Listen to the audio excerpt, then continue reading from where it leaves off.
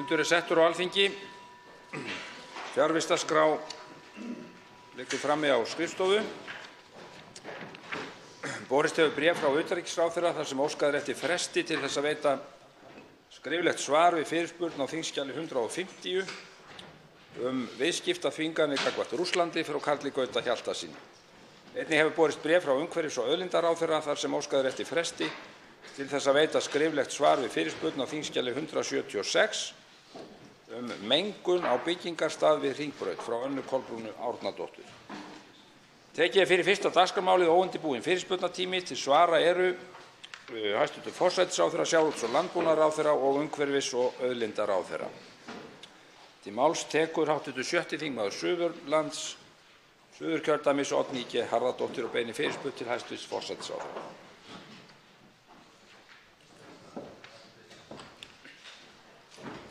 Herra forseti, krónan fellur hratt þessa dagana og við vitum hvað það þýðir. Það þýðir versnandi kjör í landinu. Með íslensku krónuna komumst við ekki upp úr hjólförunum og gamla sagan endurtekur sig aftur og aftur á kostnað almennings. Aðstæður skapast þannig að verðbólgan vex og lánin hækka. Rekstrarstaða heimilanna versnar og fyrirtæki draga saman seglin, nema útflutningsgreinar hagur þeirra vænkast á meðan að krónan er í lægðinni.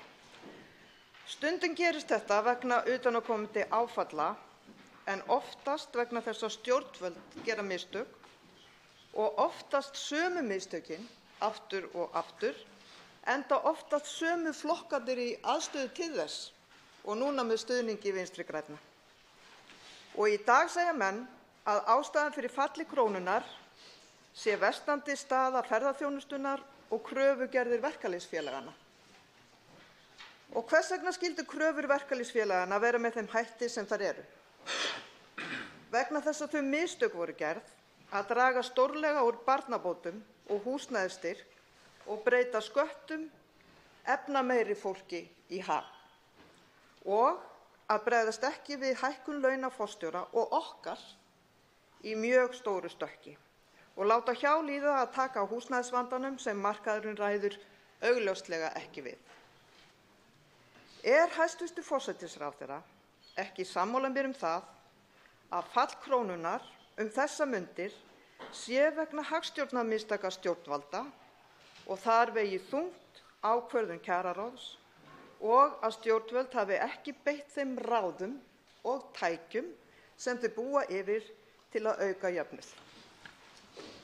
Þá svarar hæstv. forsætisráðherra Katrín Jakobsdóttir óundirbúinni fyrirspurn. Herra forseti, ég þakka hv. þingmanni Oddnýju G. Harðardóttur fyrir að taka upp þetta mikilvæga mál, stöðu krónunnar. Nú er það svo að ef við skoðum og berum saman stöðu Íslands miðað við til að mynda evruríkin, þá sjáum við að á undanförnum árum hafa lífskjör og laun hér á landi batnað mun hraðar en í evrulöndunum. Af hverju var það? Meðal annars vegna þess að krónan styrktist vegna tilkomu nýrrar stoðar undir efnahagslífið sem var ferðaþjónustan og þar með sáum við kaupmáttaraukningu langt umfram það sem gerðist á evrusvæðinu. Veikingin núna kemur eftir töluvert langt tímabil mjög sterkrar stöðu krónunnar og hv. þingmaður leita hér eftir skýringum mínum á þessari veikingu.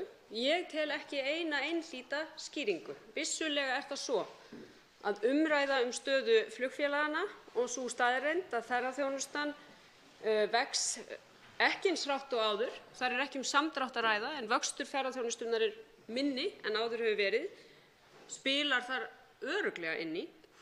Hv. þingmaður nefndi hér stöðu á vinnumarkaði. Ég vil segja það að auðvitað er ákveðin óvissa stöðu á vinnumarkaði en að því að hv. þingmaður nefndi tengsl krafna aðila vinnumarkaðarins við þau tæki stjórnvalda sem stjórnvöld hafa til þess að auka hér jöfnuð, þá er hv. þingmanni jafn kunnugt það á mér að nákvæmlega það er það sem við höfum verið að gera. Hv. þingmaður þekkir jafn vel og ég þær tillögur sem ríkisstjórnin hefur lagt fram núna í tengslum við fjárlög sem miða að því að hækka barnabætur sem muna verulega fyrir stöðu tekjulægri barnafjölskyldna, sem miða að því að hækka persónuafslátt umfram neysluvísitölu til þess einmitt að styðja við hina tekjulægri. Þannig að ég held að ég og hv. þingmaður séum sammála það að það er mikilvægt að auka jöfnuð og jöfnunarhlutverk skattkerfisins sé eitt af þeim hlutverkum sem við höfum í huga þegar við gerum skattkerfisbreytingar. En ég tel hins vegar ekki, og er vafalaust ósammála hv. þingmanni það, að þetta mál myndi leysast með því að ganga í Evrópusambandið. Þá tekur til máls öðru sinni hv. 6. þingmaður Suðurkjördæmis, Oddný G. Harðardóttir. Herra forseti, hæstv. Forsætisráðherra bendir á að krónan sveiflast og kjör fólks í landinu með. En það er augljóst að aðgerðir sem boðaðar eru í fjárlagafrumvarpinu eru ekki, þær duga ekki. Það þarf að gera betur. Og hvers vegna fer staða ferðaþjónustunnar versnandi? Var það ekki löngu fyrirséð að svo snarpur vöxtur og miklar fjárfestingar í kjölfarið yrðu ekki sjálfbærar? Við þessu hefði verið varað og tillögur felldar hér í þessum sal sem hefðu getað komið í veg fyrir stöðuna sem nú er uppi og hefðu stjórnvöld ekki átt að grípa í taumana fyrir löngu síðan og nota þau tæki sem þau búa yfir til að tempra vöxtinn og passa að setja ekki einu sinni enn öll eggin í sömu körfuna. Voru það ekki hagstjórnarmistök sem eru þarna líka undirliggjandi fyrir falli krónunnar á kostnað almennings? Krónan hefur staðið völtum fótum frá hafi með tilheyrandi áföllum fyrir almenning. Hæstv. forsætisráðherra segir að málin leysist ekki með því að ganga í Evrópusambandið. Þá spyr ég hæstv. forsætisráðherra, hvernig ætlar ríkisstjórnin að ráðast að rót vandans án þess að taka upp nýjan gjaldmiðil? Þá svarar hæstv. forsætisráðherra Katrín Jakobsdóttir öðru sinni. Herra forseti, ég hlýt að ítreka það að vissulega hefur vöxtur í ferðaþjónustu verið snarpur og meðal annars þess vegna boðar þessi ríkisstjórn einhvers konar brottfarar eða komugjöld eða hvað við getum kallað það, það er að segja komugjöld eða brottfarargjöld á ferðaþjónustu. Hins vegar er ekki samdráttur í ferðaþjónustu. Hins vegar hefur vöxturinn verið hægari en áður fyrr. Það þýðir að það er að komast ákveðið jafnvægi á greinina. Mér finnst ágætt að horfa til þess að því hv. þingmaður kemur hér síðan inn á rót vandans og vísar til evrunnar. Ég held að þá þurfum við nú að horfa víðar, það er að segja að horfa á þróun mála í Evrópu og þróun efnahagsmála í Evrópu, þar sem ýmis ríki álfunnar inn á evrusvæðinu er að fást við verulegan vanda í stjórn efnahagsmála. Nú síðast Ítalía sem á í miklum deilum við yfirstjórn Evrópusambandsins vegna þeirra aðgerða sem þar er verið að tala að grípa til og krafna Evrópusambandsins aukinn niðurskurð í ríkisrekstri. Það hefur verið bent á það innan ESB hafi ekki verið gripið til þeirra aðgerða sem nauðsynlegt er til þess að evran þjóni þeim ríkjum álfunnar sem teljast á ákveðnum jaðarsvæðum í hagstjórnarsvæðinu. Þá tekur til máls hv. 6. þingmaður Suðvesturkjördæmis Gunnar Bragi Sveinsson og beinir fyrirspurn til hæstv. sjávarútvegs- og landbúnaðarráðherra. Virðulegur forseti. Ég hafa ræðan að skrifa í dag svo okkur lentum ekki saman aftur mér ráðherra svo í gær. En hæstvirtur forseti, þegar best lét skilaði minkarækt yfir 2 milljörðum króna í útflutningstekjur. Mikil þekking hefur byggst upp enda hafa íslensk skinn undanfarin 2–3 ár. Undanfarin ár verið í 2. til 3. sæti yfir hæsta meðalverð á heimsvísu. Gæðin eru því mikil og eins og aðrir íslenskir dýrastofnar, ennþá að minnsta kosti, þá er minkastofnur Íslands nær sjúkdómalaus og lyfjanotkun nánast engin. Greinin hefur átt í erfiðleikum undanfarin ár vegna offramleiðslu á heimsvísu og þar af leiðandi lækkandi verðs. Undanfarin ár hefur verð skinna verið undir framleiðslukostnaði. Fóður minka er 90% unnið úr lífrænum úrgangi sem fellur til matvælaframleiðslu sem annars þyrfti að urða eða brenna. 10.000 tonn hafa verið nýtt í fóður minka. 10.000 tonn sem annars yrði að brenna eða urða með tilheyrandi umhverfisáhrifum. Ekki má heldur gleyma því að greinin er atvinnuskapandi, en tugir starfa eru beint við framleiðsluna. Það hafa bændur leitað leiða til að nýta hliðarafurðir, til dæmis eru ýmis smyrsl nú framleidd úr minkafittu.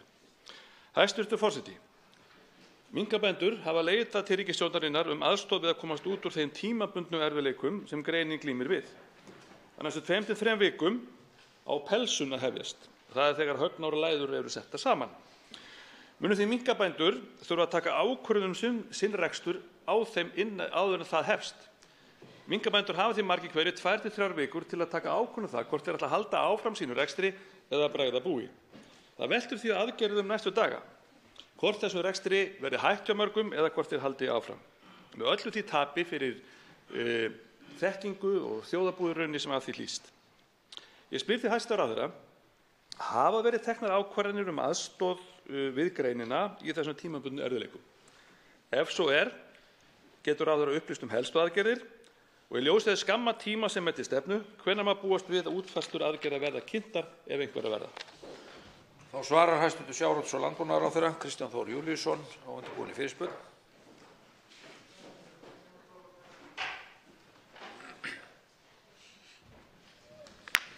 Virðulegi forseti, ég verð að þakka hv.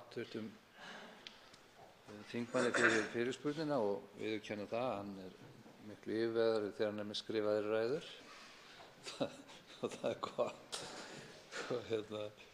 Varðandi þetta mál þá þakka ég það. Þetta brennur á loðdýrabændum mjög.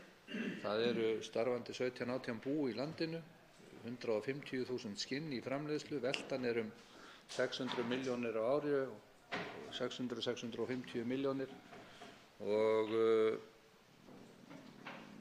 fóðrunin fer fram eða fóðurframleiðslan í 2 fóðurstöðum.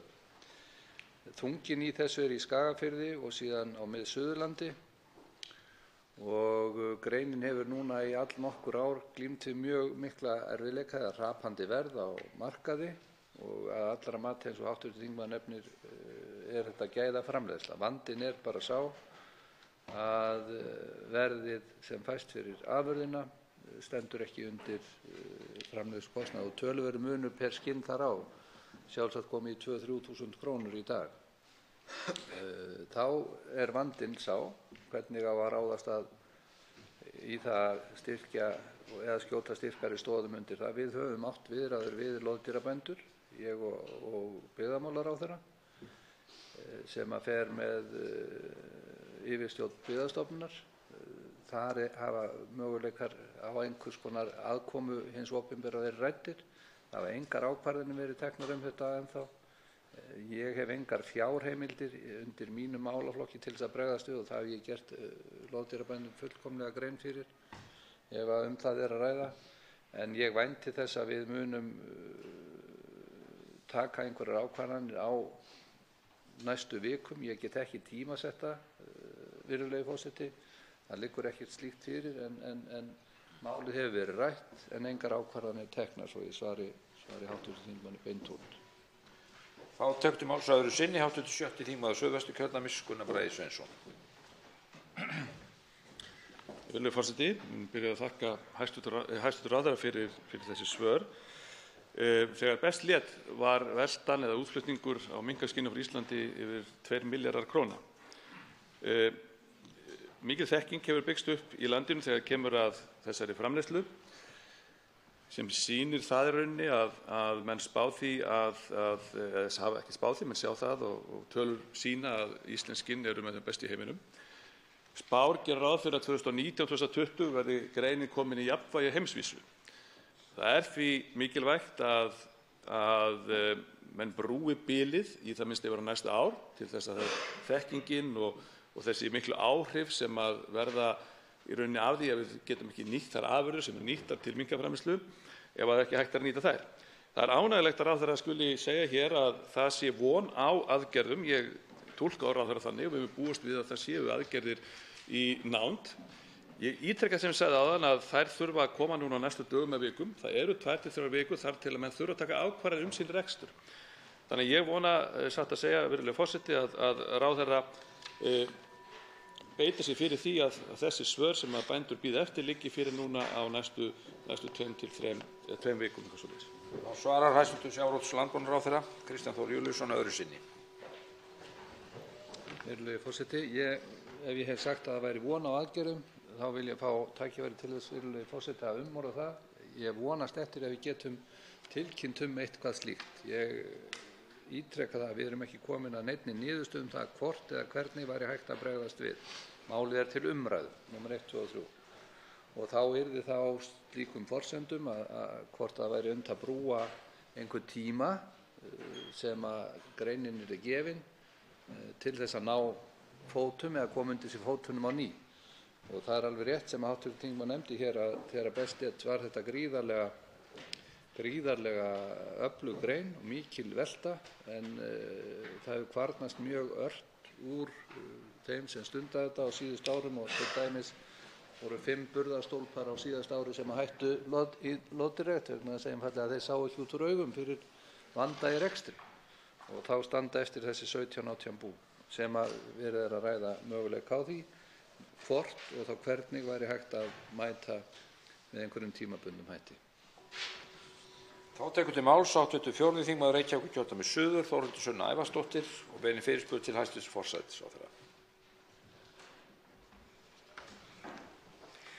Herra forseti, mig langar að ræða varnarmál á breiðum grunni við hæstv. forsætisráðherra og formann þjóðaröryggisráðs í dag. Tilefnið er að þessa mundir fer fram hernaðaræfing Atlantshafsbandalagsins eða með leyfi forseta Trident Juncture eins og hún nefnist á ensku og sú fer fram hér á Íslandi.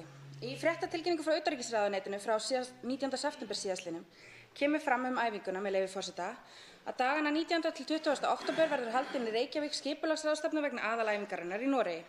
Von er á 10 herskipum hingað til lands með allt að 6.000 sjóliða. Leið verður efnt til svonefndrar vetraræfingar í Þjórsárdal með 400 landgönguliðum hvern dag. Í tilkynningunni kemur einnig fram að þess verður sérstaklega gætt að ekkert umhverfisrask verði vegna æfinganna.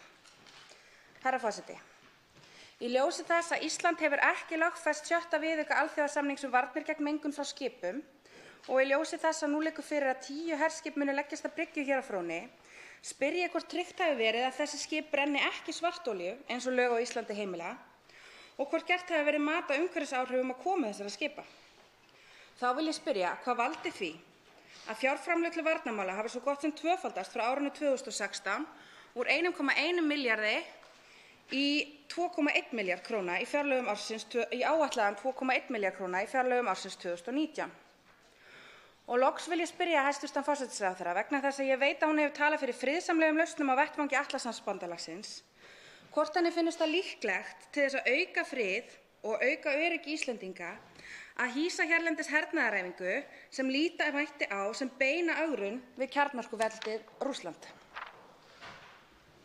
Þá svarar hæstv. forsætisráðherra Katrín Jakobsdóttir og undirbúin í fyrirspurn.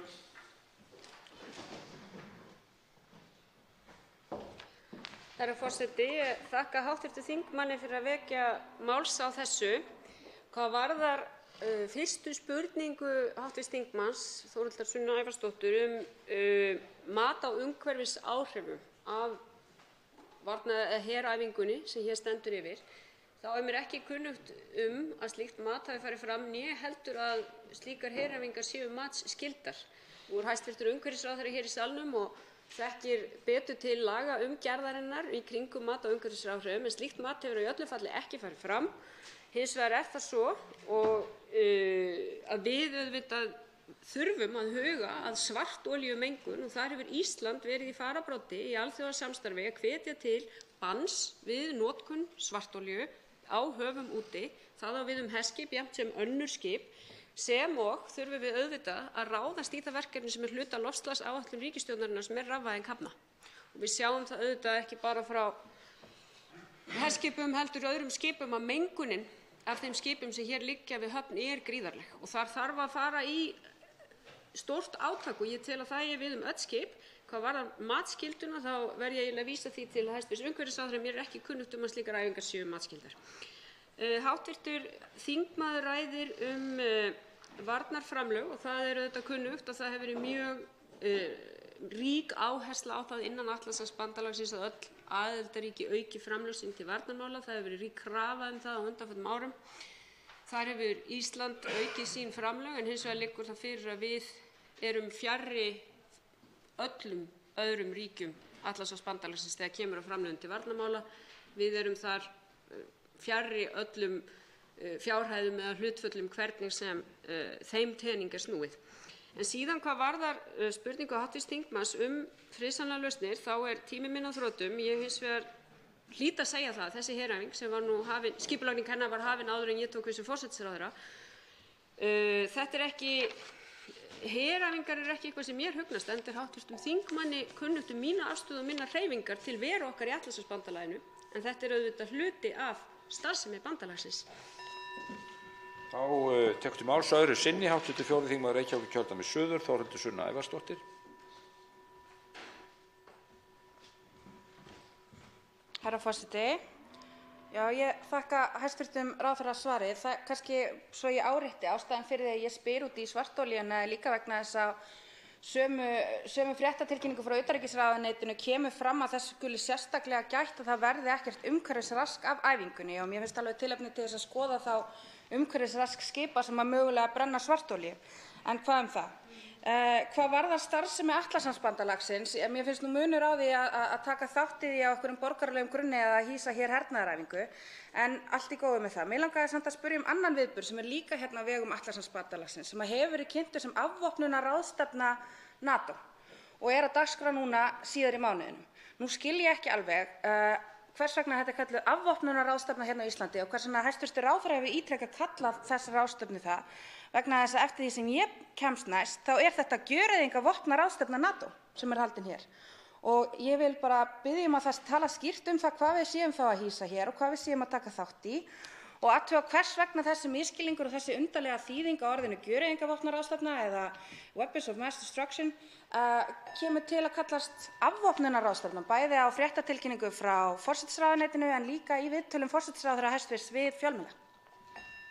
Þá svarar hæstv. Forsætisráðherra Katrín Jakobsdóttir öðru sinni. Herra forseti, í ljósi þess sem hv. þingmaður segir hér það að forsenda þátttöku Íslands í Atlantshafsbandalaginu sé eingöngu á borgaralegum forsendum, þá er það svo. Ísland er ekki að leggja til hergögn eða hermenn í þátttöku sinni í Atlantshafsbandalaginu. Hins vegar hafa heræfingar farið fram á Íslandi alloft áður vegna þess að við erum meðlimir í Atlantshafsbandalaginu. Og þetta er ekki fyrsta heræfingin meðan við erum í Atlantshafsbandalaginu og þetta er ekki sú síðasta. Þessi æfing er tiltölulega umfangsmikil, hún er ekki umfangsmesta heræfing sem hefur farið fram á Íslandi. Ég rifja hér upp Norður-Víking 1993, svo dæmi sé tekið, þannig að við höfum séð umfangsmeiri æfingar og það sem ég hef lagt áherslu á er að það ríki sem mest gagnsæi þessa æfingu. Ástæða fyrir því að rætt var sérstaklega umhverfisrask er að hluti þessara æfinga fer fram í Þjórsárdal, þar eru friðlýst svæði og menningarminjar og við höfum lagt á það áherslu að það eigi ekki að raska eða fara inn á friðlýst svæði í kringum þessa æfingu og það er ástæðan fyrir þessu orðalagi. Hv. þingmaður ræðir afvopnunarráðstefnu. Jú, það er ætlunin að ræða, þegar er að ræða gereyðingarvopn, þá er það eitt af því sem var beinlínis til umræðu á síðasta leiðtogafundi Atlantshafsbandalagsins. Það er kjarnorkuafvopnun. Það hefur gengið mjög illa að fá kjarnorkuveldin að því borði, en það stendur til að ræða það á þeirri ráðstefnu sem hv. þingmaður vísar sér til, þó að það samtala við því hafi miðað mjög hægt. Það verður að viðurkennast. Þá tekur til máls hv. 12. þingmaður Suðvesturkjördæmis Guðmundur Ingi Kristinsson og beinir fyrirspurn til hæstv. forsætisráðherra.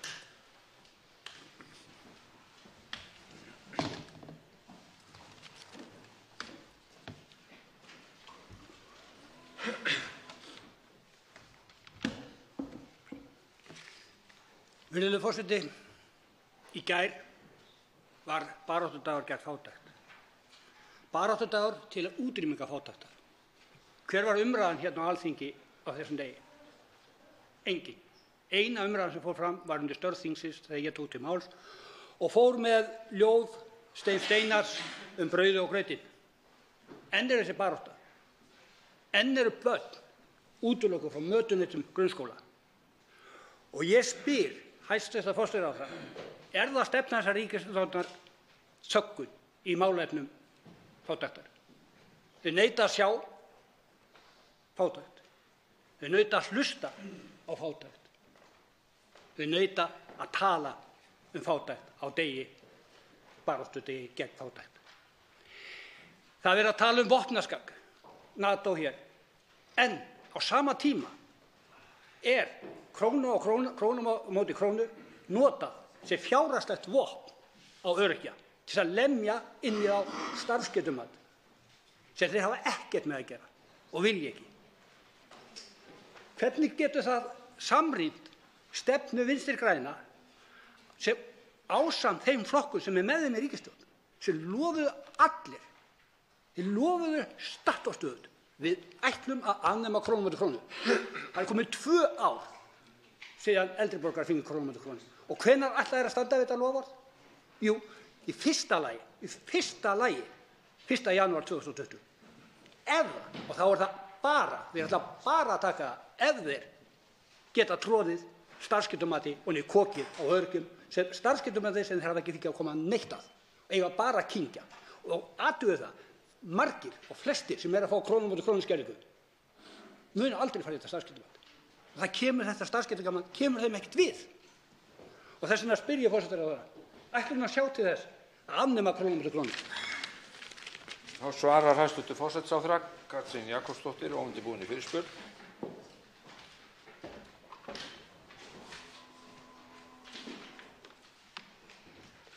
Herra forseti, það er auðvitað ekki boðlegt að tala hér að ríkisstjórnin neiti að tala fátækt, hlusti ekki á umræðu fátækt, beinlínis þaggi niður umræðu fátækt. Þetta er ekki boðlegur málflutningur, herra forseti.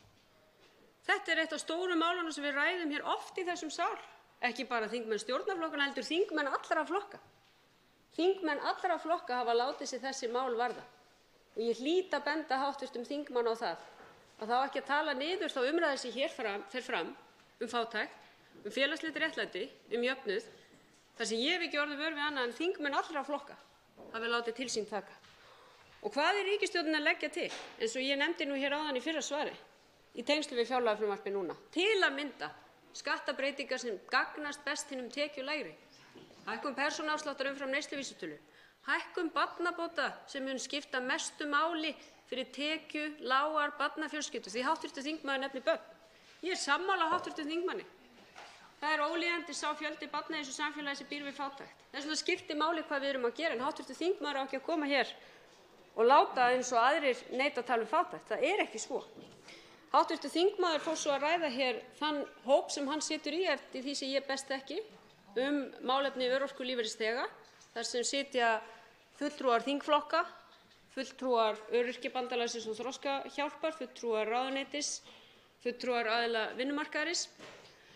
Og þar skiptir að sjálfsögðu máli að við sem hér erum skiljum þá stöðu að það er ekki allir örorkulífeyrisþegar sem eiga þess nokkur færi að geta sótt sér tekjur á hinum almenna vinnumarkaði.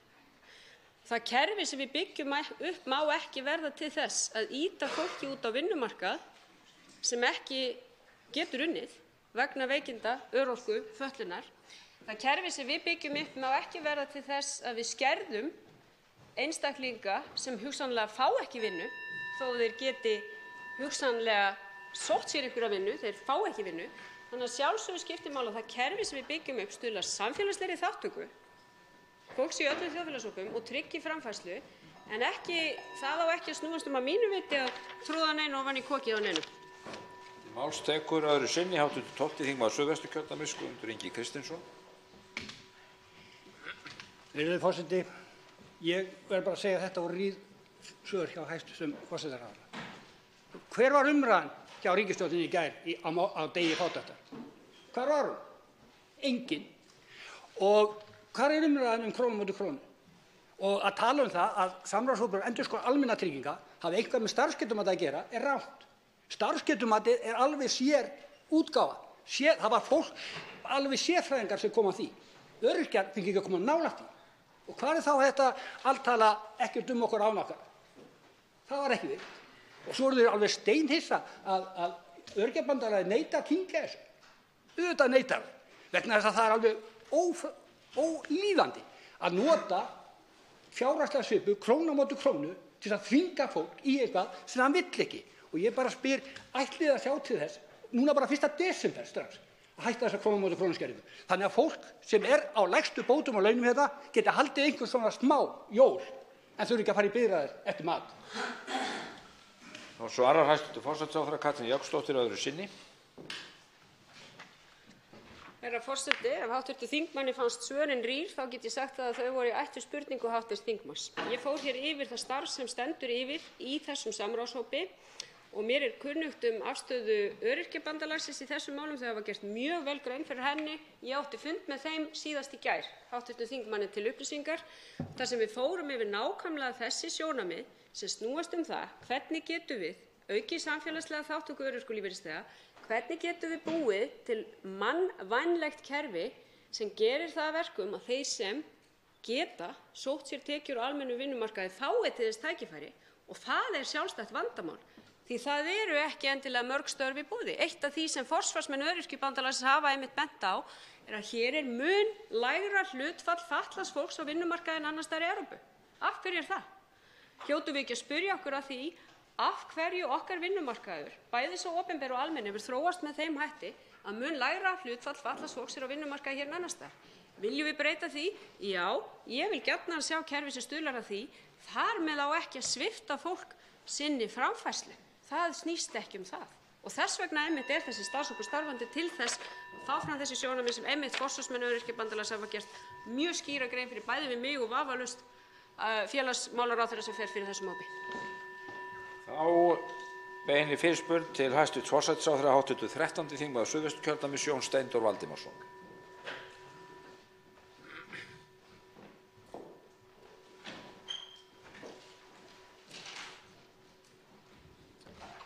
Herra forseti. Umboðsmaður Alþingis skilar skýrslu störf sín og ábendingar á hverju ári til Alþingis. Í gær var opinn fundur í stjórnskipunar- og eftirlitsnefnd þar sem umboðsmaður kynnti skýrslu sína. Í störfum umboðsmanns felst meðal annars að fylgjast með því hvernig framkvæmdarvaldið framfylgir þeim lögum sem Alþingi setur í samskiptum sínum við borgarana, einstaklinga og fyrirtæki. Segja má að skýrslan sé vegvísir fyrir Alþingi til að gera úrbætur á lögum og ábendingar veika bletti í stjórnsýslunni. En skýrslan ekki bara góð fyrir Alþingi, hún líka nauðsynleg lesning fyrir framkvæmdarvaldið og stjórnsýslu ríkis og sveitarfélaga og stofnanir þeirra. Í þessu samhengi vil ég spyrja hæstv. Forsætisráðherra. Í fyrsta lagi það ekki örugglega í verklagsreglum forsætisráðuneytisins og annarra ráðuneyta að yfirfara skýrslu umboðsmanns Alþingis þegar hún kemur út og greina hvar úrbóta þörf á verksviði hvers ráðuneytis. Og ef svo ekki, mun hæstv. Forsætisráðherra beita sér fyrir því að slíkar verklagsreglur verði settar. Í öðru lagi, í skýrslu umboðsmanns og orðum hans kemur fram að oft dregst úr hömlu að svara erindum hans, jafnframt að ef honum gengi svo treglega sjálfum að fá svör, hvað mætti þá ætla með svör við erindum borgaranna sjálfra. Og því spyr ég, mun hæstv. Forsætisráðherra beita sér fyrir því að erindum umboðsmanns verði betur sinnt en raun ber vitni. Og loks vil ég spyrja hvort ekki sé tímabært að ráðuneyti og stofnanir verði skikkuð til þess að koma sér upp kerfi sem upplýsir þá sem reka erindi gagnvart stjórnvöldum, sem upplýsi ferli máls og stöðu þess í kerfinu og hvenær megi vænta svars. Og sömuleiðis að birt verði opinberlega yfirlit, nokkurs konar mælaborð fjölda erinda sem eru til afgreiðslu, afgreiðslutíma og þess háttar. Mun hæstv. Forsætisráðherra beita sér fyrir þessu? Þá svarar hæstv. Forsætisráðherra Katrín Jakobsdóttir, óundirbúin fyrirspurn. Herra forseti, ég þakka hv. þingmanni mjög góða fyrirspurn mikilvægt mál. Nú það svo að hv. þingmaður spyr hér verklagsreglur og ég get upplýst hv. þingmann að ég tel ekki að það séu neina verklagsreglur það að ráðuneytum beri að kynna sér skýrslu umboðsmanns Alþingis. Hins vegar veit ég að mörg ráðuneyti gera það. Ég hef gert það bæði í mínu fyrra starfi sem mennta- og menningarmálaráðherra en líka sem forsætisráðherra, en ég tel þó ekki að það séu neina slíkar verklagsreglur fyrir hendi. Þær verklagsreglur sem eru fyrir hendi hafa verið þær að erindi frá umboðsmanni Alþingis njóti ákveðins forgangs og beri að svara hratt og vel. Og ég hjó líka eftir þessu í skýrslu umboðsmanns sem hv. þingmaður nefnir hér að það hafi dregist úr hömlu að verða og svara erindum frá umboðsmanni hjá ráðuneytum og stofnunum, og þannig að það nokkuð sem ég tel algjörlega óásættanlegt og hyggst taka upp. Raunar það svo að sú skoðun á þessu með erindin leiddi það í ljós líka að það eru auðvitað gríðarlega mismunandi málafjöldi og erindafjöldi sem berst ólíkum ráðuneytum. Það þekki ég sömuleiðis frá kannski mínu fyrra starfi þar sem innsend erindi til mennta- og menningarmálaráðuneytis námu á þeim tíma mörg þúsund erindum. Og það var því miður þannig að oft dróst að svara þeim erindum hreinlega vegna álags á starfsfólk ráðuneytisins. Hins vegar ég sammála hv. þingmanni, stjórnsýslulögin eru þess eðlis að þau skylda ráðuneyti og stofnanir til að svara. Þannig að það er útskýring en ekki afsökun eins og maðurinn sagði. Spurningin hvort að við getum innleitt skýrari verklagsreglur og þá jafnvel kallar það á að fara yfir stjórnsýslulögin og ég hef raun og veru verið að skoða það í mínu ráðuneyti hvort ekki sé ástæða til að fara yfir stjórnsýslulögin hvað þetta varðar þannig að það sé hægt að setja skýrari reglur því þetta auðvitað eitt af því sem varðar bara jafnræði borgaranna gagnvart stjórnsýslunni. Þá tekur til máls öðru sinni hv. 13. þingmaður Suðvesturkjördæmis Jón Steindór Valdimarsson.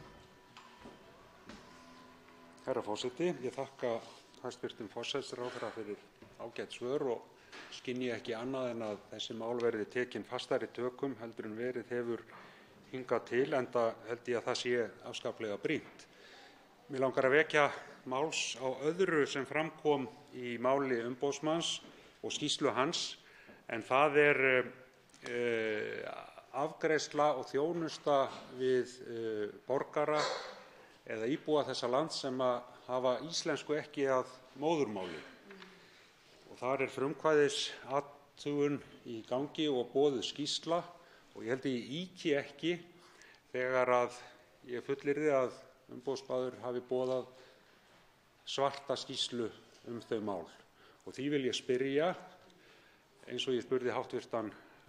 Umboðsmann, ekki kominn tími til að við tökum mjög föstum tökum þjónustu okkar, birtingu laga og reglna þegar erlendir borgarar eiga í hlut. Staðreyndin sú að hér búa tugir þúsunda erlendra borgara eða borgara Íslands sem hafa íslensku ekki að móðurmáli og eiga erfitt með að fóta sig í þeim réttindum og skyldum sem fylgja því að búa hér á landi. Þá svarar hæstv. forsætisráðherra Katrín Jakobsdóttir öðru sinni. Herra forseti, aftur þakka ég hv. þingmanni fyrir að vekja máls á máli sem við þurfum að takast á við og raunar margt fleira í skýrslum umboðsmanns sem við þurfum að taka til skoðunar bæði af hálfu framkvæmdarvaldsins og Alþingis og langt málafæri það hér. Það er hárrétt sem hv. þingmaður segir að hér býr verulegur fjöldi fólks. Tæplega 20.000 Pólverjar, svo dæmi sé tekið, sem eru stærsti innflytjendahópurinn og svo margir fleiri hópar. Og það sem við þurfum auðvitað að taka afstöðu til hvort við ætlum að reyna að safna saman þjónustu við innflytjendur á einn stað. Það liggur nú fyrir ágætistillaga hér frá hv. þingmanni Kolbeini Óttarssyni propp ráðgjafarstofu innflytjenda þar sem hugsanlega væri hægt að veita leiðbeiningu og ráðgjöf fyrir innflytjendur og vísa þeim áfram inn í kerfinu. Eða líkt og hugsunin hefur verið í skólakerfinu þar sem hafa verið tilteknir móttökuskólar eða hvort við ætlum að stefna því að bjóða upp á þessa þjónustu alls staðar. Það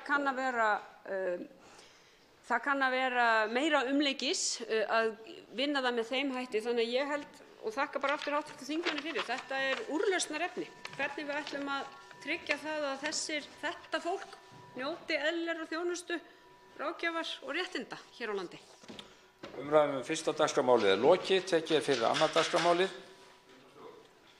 Fundarstjórn forseta, hv. þingmaður Sigurður Ingi Páll Jónsson, 8. þingmaður Norðvesturkjördæmis, óskar að ræða fundarstjórn forseta.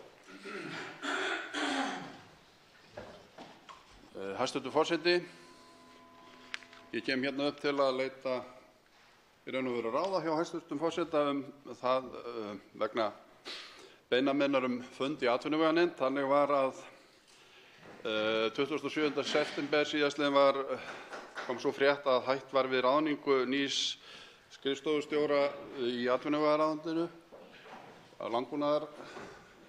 í landbúnaðarskrifstofunni og bar svo frétt að sameina ætti skrifstofu matvæla og landbúnaðar. Og þá óskaði ég eftir fundi á fund atvinnuveganefndar kæmi landbúnaðarráðherra og aðila frá bændasamtökum og fleiri til þess að útskýra þetta mál. Og hef ég ítrekað það síðan og fengið þau rýru svör að ráðherrann ætlaði að útskýra þetta á öðrum vettvangi. Og eins hef ég beðið að á sama fund verði útskýrt sú staða eða skýrð sú staða sem komin upp í hráakjötsmálinu vegna dóms þess eðlis.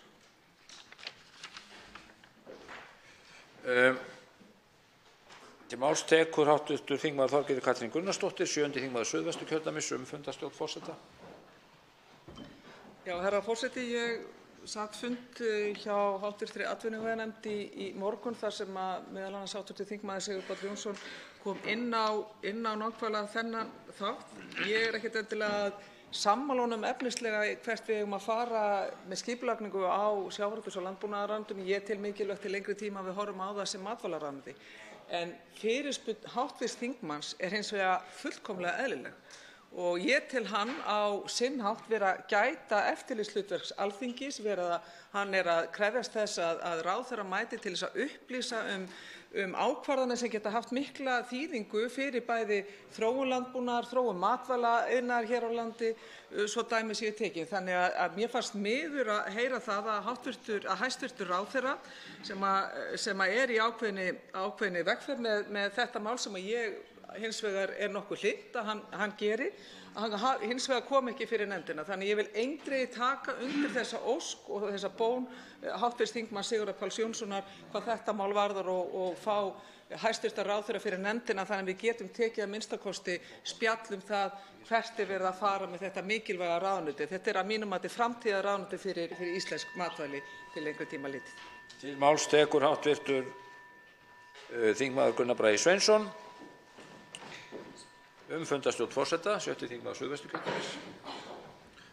Hæstv. forseti, mig langar að biðja hæstv. forseta að beita sér í þessu máli, sjá til þess að hæstv. landbúnaðar- og sjávarútvegsráðherra komi fyrir nefndina og ræði þessi mikilvægu mál sem að einmitt eru hluti af eftirlitshlutverki okkar þingmanna hér að fá ráðherra til að skýra mál sitt.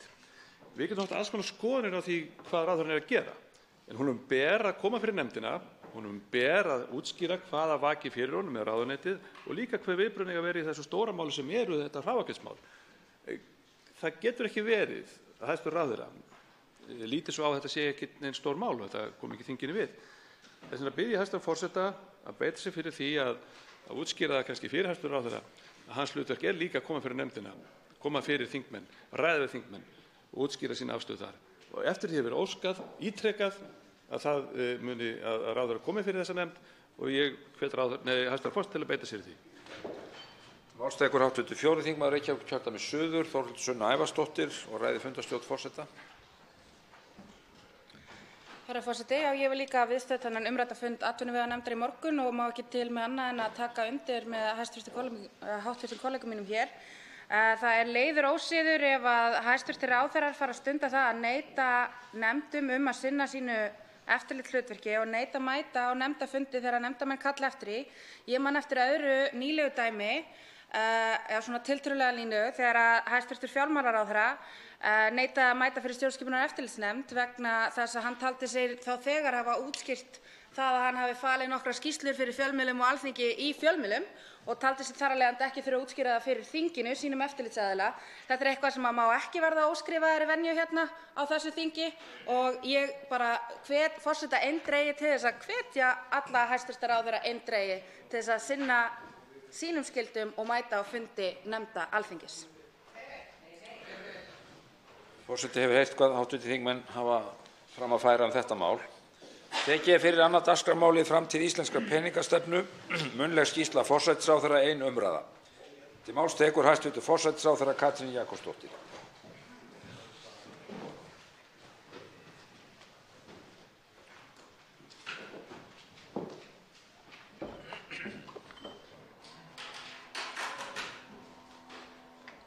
Herra forseti. Hagstjórn hvers lands ræðst af peningastefnu og ríkisfjármálastefnu og þriðji öxullinn í vel heppnuðu efnahagskerfi eru svo málefni vinnumarkaðarins. Þessir þrír þættir verða að vinna saman ef okkur á að lánast að viðhalda bæði efnahagslegum og félagslegum stöðugleika. Eins og kunnugt hefur okkur Íslendingum ekki alltaf tekist það að láta hagstjórn og vinnumarkað vinna saman sem ein heild, en enginn þáttur getur án hinna verið. Vel mótuð peningastefna getur stuðlað að aukinni hagsæld í landinu með því að tryggja stöðugt verðlag, dregið úr efnahagssveiflum. Eftirgefanleg og ómarkviss peningastefna mun hins vegar auka óvissu og síður skapa verðbólgu, trausta kjölfestu. Á þeim 100 árum sem Íslendingar hafa haft fulla sjálfstjórn í peningamálum hefur ansi margt verið reynt. Landsmenn hafa verið í myntbandalagi, á gullfæti, á fastgengi með höftum, fastgengi samstarfi innan Bretton Woods. Það hafa verið gerðar tilraunir með peningamagnsmarkmið, raungengismarkmið eða skriðgengi, fastgengi með skuggaaðild að evrópska myntkerfinu. Landsmenn hafa reynt verðbólgumarkmið með frjálsu fljótandi gengi og frá árinu 2009 sveigjanlegt verðbólgumarkmið með stuðningi af fjármagnshöftum, raunar síminnkandi fjármagnshöftum. Í byrjun júní skilaði starfshópur sem skipaður var í tíð fyrri ríkisstjórnar undir forystu dr. Ásgeirs Jónssonar endurskoðun á ramma peningastefnu af sér umfangsmiklu starfi. Og mér fannst mikilvægt að þessi nefnd sem, eins og ég sagði hér, var skipuð í tíð fyrri ríkisstjórnar lyki sinni vinnu, enda var mikilvægt í þetta verkefni og víðtækt samráð haft. Fengnir voru 4 hópar virtra erlendra sérfræðinga til að fjalla ýmsa þætti peningastefnu út frá íslenskum aðstæðum. Í kjölfarið var haldin stór ráðstefna til að kynna efni skýrslu starfshópsins auk hinna erlendu sérfræðinga og þetta er skýrslan sjálf, en henni fylgdu sömuleiðis 4 skýrslur á engilsaxnesku sem hinir erlendu sérfræðingar skiluðu. Í skýrslunni er að finna afar fróðlega samantekt á þeim lærdómum sem 100 ára saga íslenskrar peningastefnu hefur að gefa. Þar kennir ýmissa grasa. Kannski ein af meginniðurstöðunum sem formaður starfshópsins, dr. Ásgeir Jónsson, fór með í allri sinni kynningu væri að miklu meiru skipta fylgja leikreglunum en hvaða leikur væri valinn. Allt myntfyrirkomulag hefði sína kosti og galla. Ástæða þess að Íslendingar hefðu frá fullveldi yfirleitt búið við óstöðugleika og verðbólgu væri ekki sú að þeir hefðu yfirleitt valið sér ranga peningastefnu eða ekki ennþá fundið þá stefnu sem hentaði. Ástæðan væri sú að þeir hefðu ekki fylgt þeim leikreglum sem viðkomandi fyrirkomulag hefði krafist hvað varðar beitingu hagstjórnartækja til að viðhalda efnahagslegum stöðugleika. Það hefði orðið til þess að fyrri peningastefnur hefðu molnað í sundur og þjóðin búið við þráleitan óstöðugleika í peningamálum. Þó að Íslendingar, eins og það er orðað, þrái stöðugt gengi hafi þeir gegnum tíðina ekki haft það úthald sem þurfi. Annar lærdómur sem skýrsluhöfundar draga er að hagstjórnin þurfi pólitískan stuðning. Sá lærdómur krefst kannski ekki nánari skýringar, heldur snýst fyrst og fremst samspil ríkisfjármála og peningastefnu. Þriðji lærdómur sem ætti heldur ekki að krefjast skýringar er þriðji póllinn, það er að segja stöðugleiki á vinnumarkaði, sem sé undirstaða verðstöðugleika. Að mati starfshópsins hefur Ísland 2 kosti með íslensku krónuna, en þess ber að geta að í því erindisbréfi sem hópurinn fékk á sínum tíma, bara svo það sé liggi fyrir, var sérstaklega talað það að vinna hópsins ætti að miðast við það að krónan væri áfram undirstaðan í íslenskri peningastefnu. Og að mati starfshópsins, út frá þessu erindisbréfi, hefur Ísland 2 kosti: að halda áfram með núverandi fyrirkomulag sem felur í sér að fylgja sjálfstæðri peningastefnu undir merkjum verðbólgumarkmiðs og b. að hætta að reka sjálfstæða peningastefnu og festa gengi krónunnar varanlega niður með myntráði sem felur í sér að öll seðlaútgáfa verði tryggð með erlendum gjaldeyri. Aðra kosti telur starfshópurinn ekki vera fyrir hendi, enda er það nánast útilokað að krónan verði ekki áfram gjaldmiðill Íslendinga í náinni framtíð. Það liggur fyrir að einhliða upptaka erlendra gjaldmiðla er hugmynd sem töluvert var hér rætt í kjölfar hruns, en ég tel nú að hafi verið afgreidd algjörlega út af borðinu í skýrslu Seðlabankans gjaldmiðlamál frá árinu 2012 og upptaka evru með inngöngu í Evrópusambandið auðvitað kallar á mun víðfeðmari pólitíska ákvörðun en sem eingöngu varðar gjaldmiðilinn, því það snýst þó að sækja á nýjum aðild að Evrópusambandinu og verða þar fullur meðlimur, ekki bara út frá peningastefnu heldur öllu öðru því sem því fylgir. Starfshópurinn kemst að þeirri niðurstöðu að ekkert sé því til fyrirstöðu að verðbólgumarkmið geti gengið hér upp hér á landi Verðbólgumarkmið leggur áherslu á gagnsæi og opinbera ábyrgð sem falli vel að leikreglum lýðræðissamfélags. Að mati starfshópsins ekkert sem bendir til annars en að verðbólgumarkmið ætti að geta gengið upp hérlendis með sambærilegum hætti og við tekist á Norðurlöndum ef sæmileg samfélagsleg sátt takist leikreglur þessa fyrirkomulags. Þau hins vegar fjalla það í skýrslunni. Þau tala endurbætur á verðbólgumarkmiðinu og vilja tengja það nánar við markmið fjármálastöðugleika. Á síðustu 4 til 5 árum hefur náðst töluverður árangur við að framfylgja verðbólgumarkmiðum hérlendis sem hefur skilað kaupmáttaraukningu samhliða því að almennt vaxtastig hefur lækkað. Starfshópurinn kemst sömuleiðis að þeirri niðurstöðu að myntráð gangi ekki upp hérlendis. Að mati starfshópsins það eitt og sér gríðarlega erfitt að tryggja efnahagslegan stöðugleika með myntráði sem aðeins geti gerst með miklum kerfisbreytingum hér á innanlands svo sem á vinnumarkaði. Jafnframt það mat starfshópsins að upptaka myntráðs skapi óásættanlega áhættu fyrir fjármálastöðugleika sem íslenskar fjármálastofnanir muni standa eftir án lánveitenda til þrautavara. Af þeim ástæðum getur starfshópurinn ekki mælt með þeim kosti fyrir Ísland við núverandi aðstæður. Starfshópurinn fékk 2 erlenda sérfræðinga, Fredrik Andersen og Lars Jónung, til að fjalla möguleikann á upptöku myntráðs hér á landi, en þeir félagar hafa verið almennt hlynntir upptöku myntráðs í smærri hagkerfum. Þeir telja erfitt að reka sjálfstæða peningastefnu án hafta á Íslandi og ekki sé pólitískur vilji fyrir því að landið gangi í myntbandalag. Jafnframt sé verðbólgumarkmið með flotgengi of áhættusamt með tilliti til fjármálastöðugleika. Og því telja Andersen og Jónung, og það kemur fram í skýrslu þeirra sem vísaði til síðan í skýrslu starfshópsins, heppilegast fyrir Ísland að taka upp myntráð líkt og gert var í nokkrum Evrópulöndum á 10. áratugnum. Aðrir erlendir sérfræðingar starfshópsins eru hins vegar ósammála þessari niðurstöðu. Niðurstaða Patrick Honohan og Athanasios Orphanides sú að hægt sé að halda því fram að fastgengi geti hentað Íslandi að því gefnu að fullkomin samhæfing náist milli allra arma hagstjórnar. Slík samhæfing gæti tryggt aðlögun hagkerfisins án þess að til komi til dæmis alvarlegt atvinnuleysi. En það mat þeirra að erfitt sé að treysta á að slík samhæfing náist í ríkisfjármálum og á vinnumarkaði þannig að hagkerfið nái að fást við þau áföll sem óumflýjanlega hljóta alltaf að verða í hagkerfum heimsins. Við bætist að alþjóðavæðing fjármagnsins leiðir til þess að erfitt og jafnvel ógjörningur sé fyrir lítil hagkerfi að verjast árásum spákaupmanna jafnvel þótt viðkomandi ríki búi við myntráðsfyrirkomulag. Niðurstaða Honohan og Orphanides sú að í ljósi þess hversu erfitt að verjast ásókn spákaupmanna á gjaldeyrismarkaði og hversu erfitt það getur reynst að verja atvinnustig ef ekki hægt að aðlaga nafngengi sé ekki ráðlagt fyrir Ísland að taka upp fastgengistefnu. Sebastian Edwards telur einnig að myntráð eða fastgengi sé ekki heppilegt fyrirkomulag fyrir Ísland. Fjöldi nýlegra rannsókna hafi rennt stoðum undir þá skoðun að lönd sem búi við flotgengi eigi betur með að takast á við áföll vegna breyttra viðskiptakjara.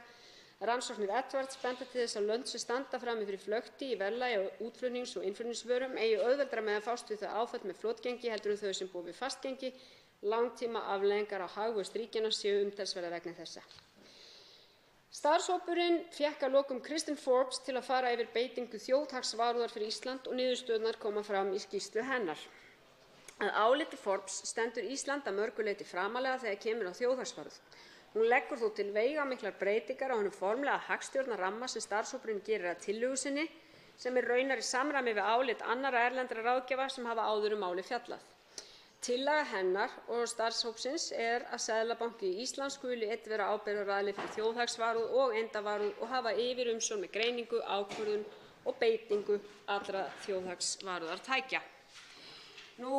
Starfshópurinn lagði alls fram 11 tillögur endurbætta peningastefnu. Fyrsta tillagan sú sem ég nefndi hér að Seðlabankinn skuli einn vera ábyrgðaraðili fyrir þjóðhagsvarúð og eindavarúð og hafa yfirumsjón með greiningu, ákvörðun og beitingu allra þjóðhagsvarúðartækja. Tillaga 2 að skipaðir verði og hangir í raun og veru á fyrri tillögu að einhverju leyti að skipaðir verði 2 aðstoðarseðlabankastjórar, annar með áherslu á fjármálastöðugleika og hinn með áherslu á hefðbundna peningastjórn og báðir eigi sæti í bankastjórn sem myndi fjölskipa stjórnvald. Tillaga 3 frá nefndinni að fjölga skuli ytri meðlimum í fjármálastöðugleikanefnd sem mun taka endanlega ákvörðun beitingu allra þjóðhagsvarúðartækja. Tillaga 4 er að samstarfssamningi ríkisstjórnar og Seðlabanka Íslands skuli breyta þannig að viðhald fjármálastöðugleika hafi forgang yfir viðhald verðstöðugleika ef þær aðstæður skapast og óskapist gagnvart hinum fyrrnefnda. Tillaga 5 er að verðbólgumarkmið skuli áfram miðast við 2,5% og skuli undanskilja húsnæðislið. Tillaga 6 er að Seðlabanki Íslands skuli taka mið af umferðarljósi nýsjálenska Seðlabankans til að skapa skýrar leikreglur í kringum ákvarðanatöku og miðlun upplýsinga gjaldeyrisinngrip. Tillaga 7 er að innflæðishöft skuli vera á forræði fjármálastöðugleikanefndar sem hluta þjóðhagsvarúð og verði afnumin í skrefum þegar til framtíðar er litið gildi skýrar reglur hvenær þeim sé beitt. Tillaga 8 er að Seðlabanki skuli birta stýrivaxtaspáferil í peningamálum 4 sinnum á ári. Tillaga 9 er að auka þurfi ábyrgð og stuðning ytri meðlima í peningastefnunefnd, auka skuli gagnsæi við ákvarðanatöku með opinberri birtingu atkvæða nefndarmanna við vaxtaákvörðun og að nefndin hugi betur að delfískri langtímaleiðbeiningu vaxta. Tillaga 10 er að Seðlabanki skuli stuðla að aukinni fræðslu peningastefnu og gildi verðbólgumarkmiðs með það að markmiði að auka skilning almennings á þeim möguleikum og takmörkunum sem eru til staðar og tillaga 11 er að regluleg ytri endurskoðun skuli fara fram á 5 ára fresti á peningastefnunni. Strax og þessi skýrsla kom út með þessum 11 tillögum hófst vinna ráðherranefndar efnahagsmál og endurskipulagningu fjármálakerfisins við mat á tillögum hópsins og mögulegum útfærslum. Ákveðið var að skipuð yrði nefnd sem myndi undirbúa frumvarp til laga Seðlabanka Íslands með undirhópum einstaka verkþætti sem krefjast ólíkrar sérfræðikunnáttu og aðkomu stofnana.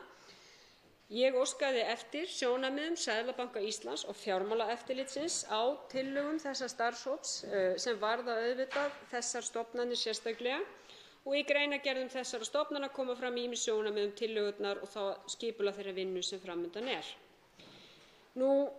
Til að fara aðeins betur yfir þær breytingar sem eru framundan er mikilvægt að hafa í huga frá hruni hafa verið fengnir allmargir sérfræðingar til að leggja mat á peningastefnu, þjóðhagsvarúð, fjármálaeftirlit og einkum stjórntæki þess, samspil þeirra og stjórnskipulag. Að hluta til hafa tillögur þessara sérfræðinga náð fram að ganga. Ég nefni nokkur dæmi. Efnahagsmál og málefni fjármálamarkaðarins hafa verið færð undir fjármála- og efnahagsráðuneyti. Kerfisbreytingar hafa verið gerðar á stjórnskipulagi Seðlabankans, meðal annars einmitt með stofnun peningastefnunefndar. Fyrirkomulagi þjóðhagsvarúðar hefur verið breytt með stofnun fjármálastöðugleikaráðs og kerfisáhættunefndar sem ætlunin er að tryggja betur samstillingu þeirra aðila sem fara með þessi mikilvægu mál. Og breytingar á fjármálaeftirliti hafa auðvitað tekið mjög miklum breytingum miðað við út frá sameiginlegum reglum á Evrópska efnahagssvæðinu og svo verklagi sem lýtur að áhættumiðuðu eftirliti. Þessum breytingum er þó ekki lokið enda eru þær í sumum tilfellum áfangar á lengri vegferð. Yfirlýsing ríkisstjórnar og Seðlabanka Íslands er til að mynda óbreytt frá árinu 2001 þrátt fyrir að peningastefnan hafi breyst. Endurskoðun á lögum Seðlabanka Íslands hefur ekki farið fram þrátt fyrir miklar breytingar á starfsumhverfi bankans og tillögur starfshópa breytingar fyrir utan þær breytingar sem voru gerðar árið 2009. Lög opinbert eftirlit með fjármálastarfsemi hafa ekki verið endurskoðuð með heildstæðum hætti þrátt fyrir ýmsar tillögur þar Alþjóðagjaldeyrissjóðurinn sem fylgst hefur með þróun peningastefnu, þjóðhagsvarúðar og fjármálaeftirlits allt frá hruni hefur gert úttektir og lagt inn ýmsar breytingar einkum á umgjörð eftirlits með fjármálastarfsemi. Sendi frá sér álit nú í september síðastliðnum. Þar segir að peningastefnan ætti áfram að hafa verðstöðugleika markmiði. Sjóðurinn sér kosti þess að sameina allt eftirlit með fjármálageiranum, þrautavaralánveitingar og verkefni skilavalds í Seðlabanka Íslands. Það myndi að mati sjóðsins auka samlegðaráhrif, koma í veg fyrir óþarfa skörun verkefna, samþætta betur eindar og þjóðhagsvarúð, endurspegla kerfislegt mikilvægi íslensku lífeyrissjóðanna og efla viðbúnað fyrir hugsanlegum framtíðarhnekkjum. Það liggur fyrir að nú þarf að taka ákvörðun þetta heildarsamhengi og þó að þessi skýrsla sé aðalumræðuefni í þessari umræðu þá getum við ekki rætt hana í einhverju tómi. Við þurfum að huga líka þeim ábendingum sem hafa komið fram áður frá fyrir sérfræðingum og setja þetta í heildarsamhengi. Við þurfum sömuleiðis að horfa til þeirra viðbragða sem hafa komið fram hjá bæði Seðlabanka og Fjármálaeftirliti eftir að þessi skýrsla kom fram. Ráðherranefnd efnahagsmál hefur ákveðið eftirfarandi leiðarljós við þá vinnu sem fram undan. Það er að viðhalda verðbólgumarkmiði sem meginmarkmiði peningastefnu og sjálfstæði Seðlabankans og peningastefnunefndar hans til að beita stjórntækjum til að ná því, en gera viðeigandi breytingar sem efla traust og auka gagnsæi, sem ég tel að skipti miklu máli við framkvæmd peningastefnunnar, að hún sé sem skiljanlegust öllum almenningi, því hún skiptir allan almenning verulegu máli, og sameina Seðlabanka Íslands og Fjármálaeftirlitið með þeim hætti sem eflir traust og tryggir skilvirkni við framkvæmd þjóðhagsvarúðar og opinbers eftirlits. Meginstef í þessari vinnu eru 3, að traust er eitt meginstefið, þar að breytingar skulu vera í samræmi við viðurkennda aðferðafræði, auka möguleikann á bættri framkvæmd eindar og þjóðhagsvarúðar, bæta samhæfingu milli ólíkra þátta hagstjórnar og vinnumarkaðar og varðveita og styrkja trúverðugleika peningastefnunnar. Gagnsæi sem ég nefndi hér áðan, breytingar skulu stuðla að bættri upplýsingagjöf, aukinni umræðu og þekkingu til að skapa sem besta sátt skipan og framkvæmd peningamála og fjármálastöðugleika, og í þriðja lagi skilvirkni. Breytingar skulu taka mið af kröfum hagræðingu, koma í veg fyrir óþarfa tvíverknað, einfalda boðleiðir og ákvarðanatöku. Endurskoðunin kallar á breytingar á lögum sem lúta meðal annars að peningastefnunni, núverandi verkefnum Seðlabankans og yfirstjórn, sömuleiðis breytingar á lögum sem lúta að fyrirkomulagi þjóðhagsvarúðar og lögum fjármálaeftirlit. Breytingar sem lúta að varanlegu fyrirkomulagi fjárstreymistækisins, breytingar á yfirlýsingu ríkisstjórnar og Seðlabankans um verðbólgumarkmið og breytingar á verklagi peningastefnunefnd og Seðlabankanum. Yfirstjórn þessa verkefnis verður í höndum ráðherranefndar efnahagsmál og endurskipulagningu fjármálakerfis. En sú ákvörðun sem kom fram í fjölmiðlum í síðustu viku var sú ákvörðun nefndarinnar að skipa 4 manna verkefnastjórn yfir þetta verkefni, þar sem er leidd af Benedikt Árnasyni, hagfræðingi í forsætisráðuneytinu. Þessi verkefnastjórn mun starfa mjög náið með sérfræðingum á ólíkum sviðum og fulltrúum frá Seðlabanka Íslands og Fjármálaeftirlitinu og mun skila samkvæmt tímaplani sem mörgum kann að þykja óraunhæft en er nú samt svona, mun skila tillögum að frumvörpum til forsætisráðherra í lok febrúar næstkomandi. Ég ætla ekki að hafa mál mitt mikið lengra hér skýrsluna, en ég held að það sé mjög mikilvægt að Alþingi reifi þessar tillögur.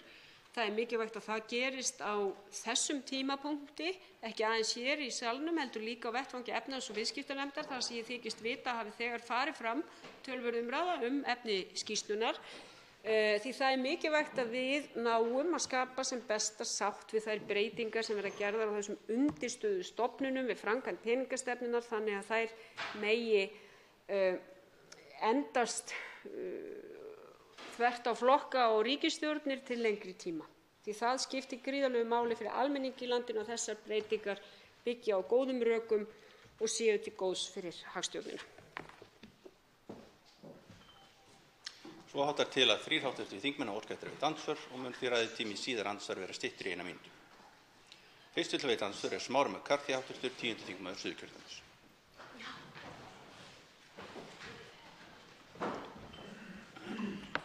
Herra forseti, nú er það í fyrsta lagi beinlínis rangt að það séu eingöngu til 2 möguleikar í stöðunni, það er að segja myntráðsfyrirkomulag eða verðbólgumarkmið. Hér er ég með greiningarlíkan frá Alþjóðagjaldeyrissjóðnum sem ég ætla að fjalla meira hér á eftir. En ég nefni þetta vegna þess að það er þrátt fyrir það rétt sem kemur fram í skýrslunni í rammagrein 5 að það eru eingöngu til 2 valkostir í þeim skilningi að annað hvort erum við að fara að horfa upp á haftafyrirkomulag, þar sem að annað hvort eru viðskiptahöft viðstöðulaust, eða þá að þau eru tekin af öðru hverju og svo kemur einhvers konar hrun og þá eru sett á að nýju.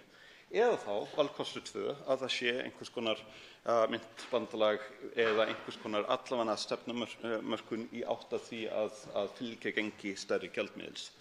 Spurning mín til hæstv. Forsætisráðherra er afskaplega einföld. Að því gefnu að við viðhöldum núverandi fyrirkomulagi með verðbólgumarkmiði, hvernig réttlætir hæstv. Forsætisráðherra það fyrir íslensku þjóðinni að við munum vera með annað hvort viðvarandi haftafyrirkomulag eða bryðgengt haftafyrirkomulag þar sem hrun kemur reglulega inn á milli? Og svarar andsvari í fyrir sinn Katrín Jakobsdóttir, hæstv. forsætisráðherra.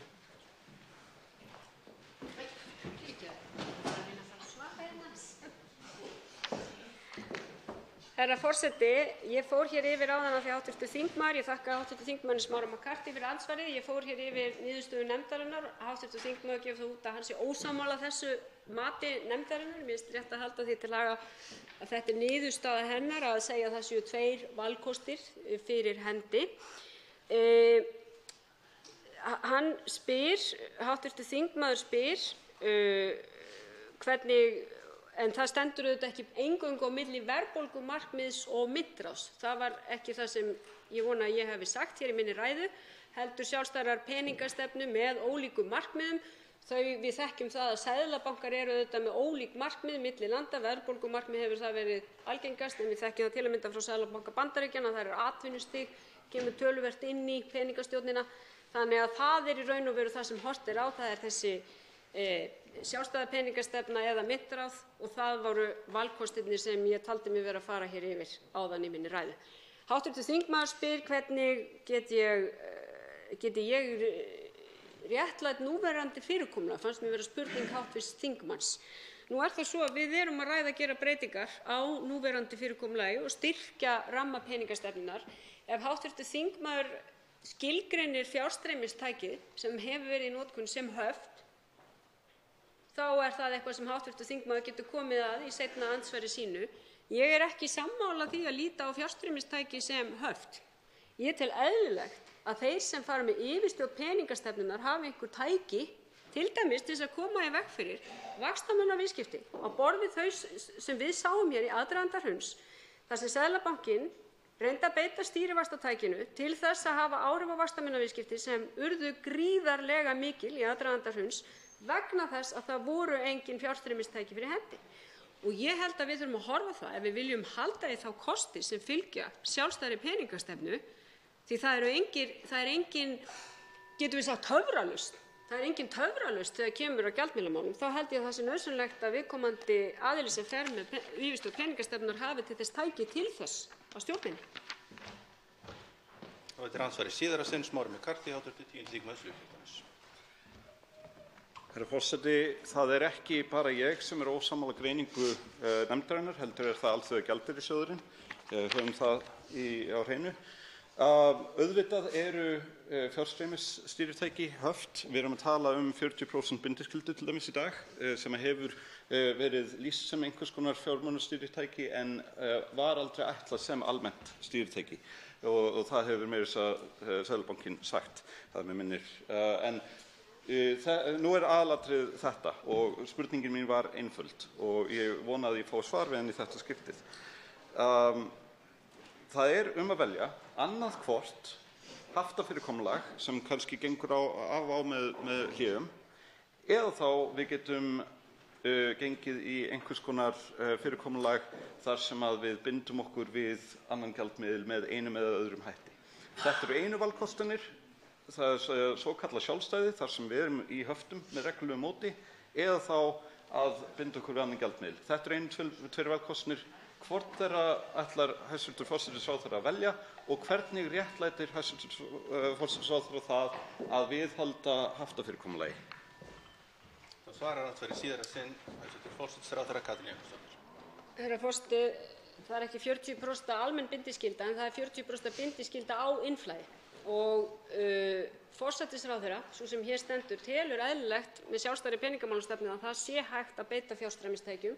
Starfshópurinn leggur til að það verði dregið úr þeirri notkun og hún gerð fyrirsjáanlegri.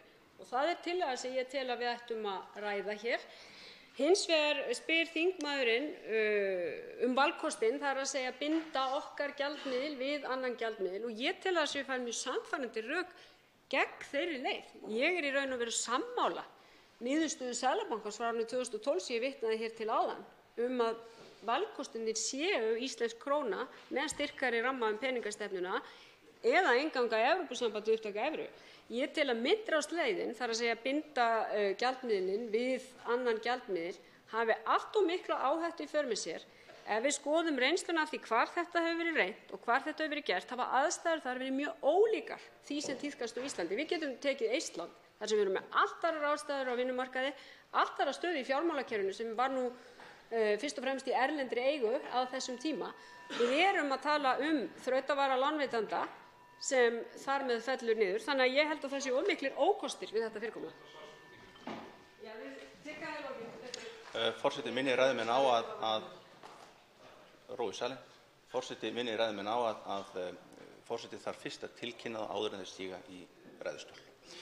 Næstur á til að veita andsvör Oddný G. Harðardóttir, hv. 7. þingmaður Suðurkjördæmis.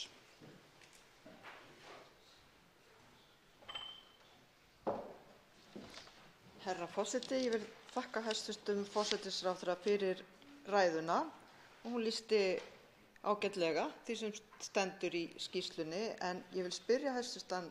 Forsætisráðherra hvort hún sé ekki sammála mér í því að þessari ágætu nefnd eða þessum starfshópi hafi verið of þröngur stakkur skorinn. Niðurstaðan áframhaldandi stefna síðustu ára með sjálfstæðri peningastefnu Seðlabankans og íslenskri krónu. Telur hæstv. Forsætisráðherra að þær hugmyndir og tillögur sem nefndar eru í skýrslunni muni stuðla að því að heimili og fyrirtæki í landinu fái betri vaxtakjör, að kjör almennings, peningastefnan verði þannig að kjör almennings muni hér batna og vera sambærileg við nágrannalöndin. Helsta markmið með hagstjórn í landinu á auðvitað að vera að bæta hag almennings, ekki satt? Og peningastefnan stór hluti af hagstjórninni og ætti þess vegna að beinast í sömu átt. Rót vandans að mínu áliti, og ekki bara mínu áliti, mjög margra, krónan sjálf og þessi litli gjaldmiðill sem sveiflast við minnstu hreyfingar, hvort sem hér innanlands eða utanlands. Ég vil spyrja hæstv. Forsætisráðherra einnig hvort að forsætisráðherra telji að Evrópusambandið eigi í gjaldeyrisvanda og að upptaka evru hafi valdið efnahagsvanda, til dæmis á Ítalíu, Portúgal eða Spáni. Því að ég skildi hæstv. Forsætisráðherra þannig fyrr í dag. Það svarar andsvari fyrir sinn hæstv. Forsætisráðherra Katrín Jakobsdóttir. Herra forseti, það svo að ég tel ekki að íslenska krónan sé hafin yfir gagnrýni né nokkur annar gjaldmiðill og mér finnst miður að þessi umræða á það til einmitt að fara í einhverjar skotgrafir þar sem reynt að draga fram að allt sé frábært hér og ómögulegt hér og öfugt. Nú það svo að mínu viti, því hv. þingmaður spyr, var nefndinni of þröngur stakkur sniðinn? Já, sá stakkur var sniðinn af fyrri ríkisstjórn, af Sjálfstæðisflokki, Bjartri framtíð og Viðreisn sem þá áttu í ríkisstjórnarsamstarfi. Var hann of þröngur? Já, ég skal ekki segja til það. Við eigum góða skýrslu frá Seðlabankanum 2012 sem fór svona yfir þetta svið með töluvert víðtækari hætti, getum við sagt. Ég tel hins vegar að niðurstöður skýrslunnar getur verið okkur mjög gagnlegar við að móta styrkari ramma peningastefnu og það var ástæðan fyrir því að mér fannst rétt, þó ég hefði ekki komið að því að setja þessa nefnd á laggirnar, að hún myndi ljúka sínum störfum því ég taldi að það gæti skipt okkur máli. Hv. þingmaður nefnir hér evruna og það var nú mjög uppi sú skoðun hér eftir hrun að kreppan á Íslandi væri fyrst og fremst gjaldmiðilskreppa og því var haldið fram af mörgum. Ég tel að allt sem hefur gerst síðan sýni okkur að svo var það ekki. Það var bankahrun víðar en á Íslandi. Krónan reyndist hafa kosti og galla í þessu hruni og evran reyndist hafa kosti og galla í þessu hruni. Ef við horfum á hvað til að mynda einn af eftirlætis hagfræðingum okkar hv. þingmanns, Thomas Piketty, hefur skrifað þessi mál, þá einmitt gagnrýni hans á evruna að þar hafi verið of geyst farið í að stilla upp evrópska myntsvæðinu.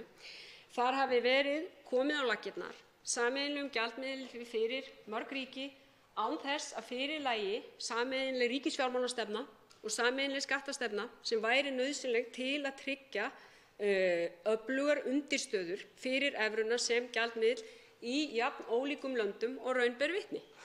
Þetta teldi ég að væri sú spurning sem Evrópusambandið og evrusvæðið ætti að vera að fást við núna, það hvernig hægt var að tryggja í raun og veru aukna miðstýringu og samhæfingu í stjórn peningamála og ríkisfjármála á evrusvæðinu. Þannig að ég tel að fyrirkomulagið hafi ljótt í ljós og er sammála Piketty það að það eru ákveðnir gallar á evrufyrirkomulaginu líka. Þá veitir andsvar í síðara sinn Oddný G. Harðardóttir, hv. 7. þingmaður Suðurkjördæmis. Herra forseti, ég þakka hæstv. Forsætisráðherra svarið en vil minna á í leiðinni að fjármálakreppan var sannarlega alþjóðleg en ofan á vanda okkar hér á Íslandi og þess vegna var vandi okkar svo mikill var gjaldeyrisvandi og það ber helmingurinn af ástæðunum fyrir því að kjör almennings fóru versnandi hér eftir hrun var veiking íslensku krónunnar. Það er staðreynd og ég vona að hæstv. forsætisráðherra muni jafn vel og ég að við vorum einmitt að glíma við þennan vanda eftir hrun. En herra forseti, fyrr í dag talaði hæstv. forsætisráðherra Ítalíu og ég skildi hana þannig að hún teldi að Ítalía ætti í gjaldeyrisvanda en það er rangt. Ítalía á í miklum skuldavanda og ég vil ítreka spurningu mína, telur hæstv. ráðherra að vandi evrusvæðisins sé gjaldeyrisvandi?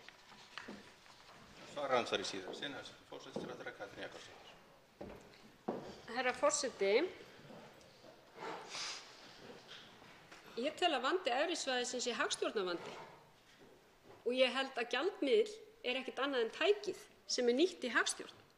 Þannig að minnsta kosti hef ég skilið þetta þau 10 ár sem ég hef setið á þingi og því að hv. þingmaður spyr mig nú hvort ég muni ekki hvað gerðist í hruninu, þá man ég það bara mjög vel. Og ég hef fylgst mjög vel með því sem hefur gerst á Íslandi allt frá hruni og það er rétt að það varð skarpt á Íslandi og mjög erfitt fyrir allan almenning í þessu landi. En við höfum líka náð, meðal annars þökk sé hv. þingmanni og fleirum, ótrúlegum bata. Og þá getum við rætt það hvað hefur skipt máli í þeim bata. Hefði sá bati verið jafn hraður innan evrusvæðisins? Það sem ég bendi hér á er að við erum að sjá ákveðna efnahagsstjórn á evrusvæðinu sem hefur ekki gefið jafn góða raun og sumir vilja vera að láta. Það er bara eðlilegt. Því það er þannig að við eigum að vera að deila hagstjórn og það er engin töfralausn í hagstjórn eða gjaldmiðlum. Það er því miður alltaf umræðan að það sé einhver töfralausn og nú eru bara skipt gjaldmiðil og þá verði allt í lagi. Þetta snýst miklu margháttari þætti en það og þess vegna segi ég tel að evrusvæðið, af því hv. þingmaður spyr það, ég tel að það glími við ákveðinn vanda sem felst í ónógri miðstýringu á gjaldmiðlum. Forseti minnir ræðumenn á að halda ræðutímann. Og að lokum veitir andsvar Þorsteinn Víglundsson, hv. 7. þingmaður Reykjavíkurkjördæmis norður. Forseti, ég þakka hæstv. Forsætisráðherra ágæta yfirferð yfir þessa skýrslu. Ég tek undir orðin hér að auðvitað engar töfralausnir í þessu, frekar heldur en öðru. En það auðvitað þannig að reynsla okkar af sjálfstæðri peningastefnu, eins og þessi skýrsla dregur svo vel fram, yfir heila öld er afleidd. Og í verðbólgumarkmiði undangenginna 2 áratuga er meðalverðbólga okkar liðlega 4%, það bil 2,5% hærri heldur en að meðaltali á hinum Norðurlöndunum og vaxtastigið okkar er að meðaltali yfir allt þetta tímabil nærri 5% hærra heldur en í nágrannalöndum okkar. Þetta er kostnaðurinn sem heimilin og fyrirtækin ber af krónunni og þessi vaxtamunur er ennþá, þó svo að við teljum okkur hafa á tímabundið árangri í baráttu við verðbólgu sem reyndar er að þurrkast mjög hratt út núna þegar krónan er tekin að veikjast aftur, sem er einmitt það sem hún gerir svo vel, hún fellur. En það leiðir einmitt hugann að því sem að hæstv. Forsætisráðherra kemur inn á og einn lykillærdómum sem skýrsluhöfundar draga, það er einmitt pólitískur stuðningur peningastefnu. Og það er alveg rétt sem hér hefur komið fram að þessari skýrslu var of þröngur stakkur sniðinn. Hún hefði að sjálfsögðu átt að taka evruna líka en það var ekki pólitískt samkomulag í þeirri ríkisstjórn. En við eigum Seðlabankaskýrsluna til viðbúðunar. Þess vegna er fyrsta spurning mín til forsætisráðherra, væri ekki eðlilegt til þess að tryggja pólitískan stuðning við þá stefnu sem við mörkum okkur núna í peningamálum fram á veginn, að þingið taki þetta mál til umfjöllunar en ekki hópur embættismanna í Stjórnarráðinu. Að þingið fái það verkefni núna að skoða alla okkar valkosti í peningastefnu, þar með talið evruna, því að það alveg augljóst að kostnaður samfélagsins talinn hér í hundruðum milljarða á ári af þeim vaxtamuni einum sem við berum á krónunni, og það hlýtur að vera eitthvað sem við hér í þessum sal eigum að leita allra leiða til þess að lækka fyrir heimili og fyrirtæki í landinu. Þess vegna spyr ég hæstv. Forsætisráðherra, væri ekki eðlilegt að fá þingið hér að málinu strax?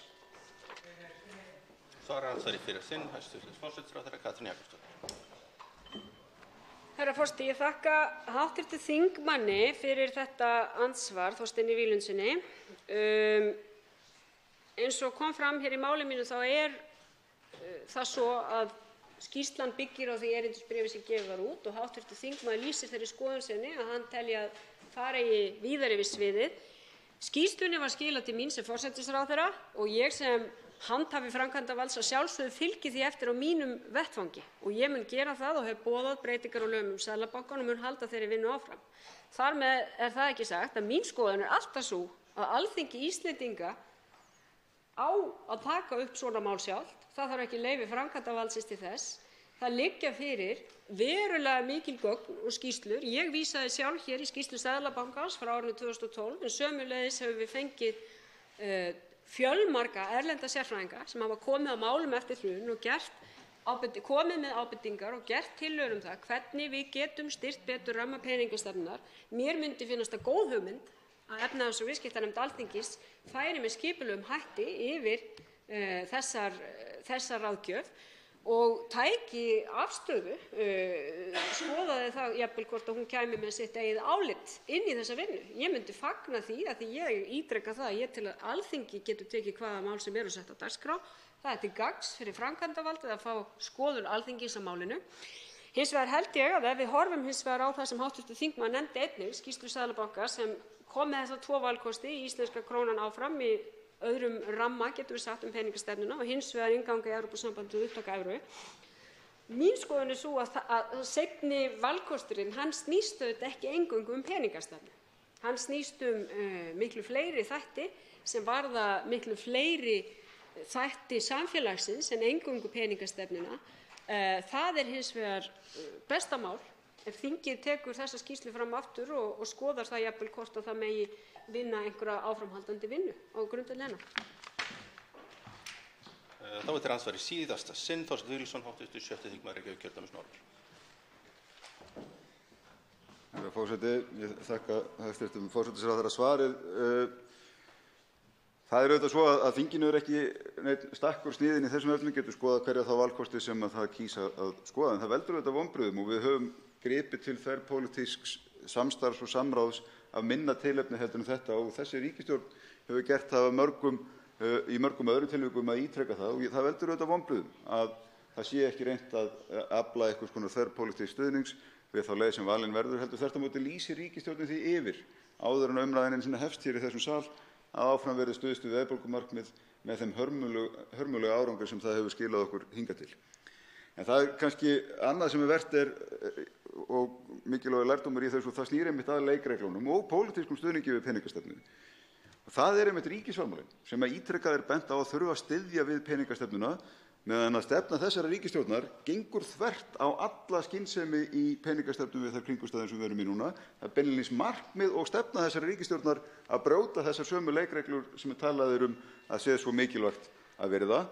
Ríkisfjármálin hér eru enn eina ferðina að kynda þegar þau ættu að minnsta kosti að vera hlutlaus. Þess vegna spyr ég hæstv. forsætisráðherra, væri ekki ágætt fyrsta skref að byrja á því að fara eftir leikreglunum? Svara síðast andsvari hæstv. forsætisráðherra Katrín Jakobsdóttir.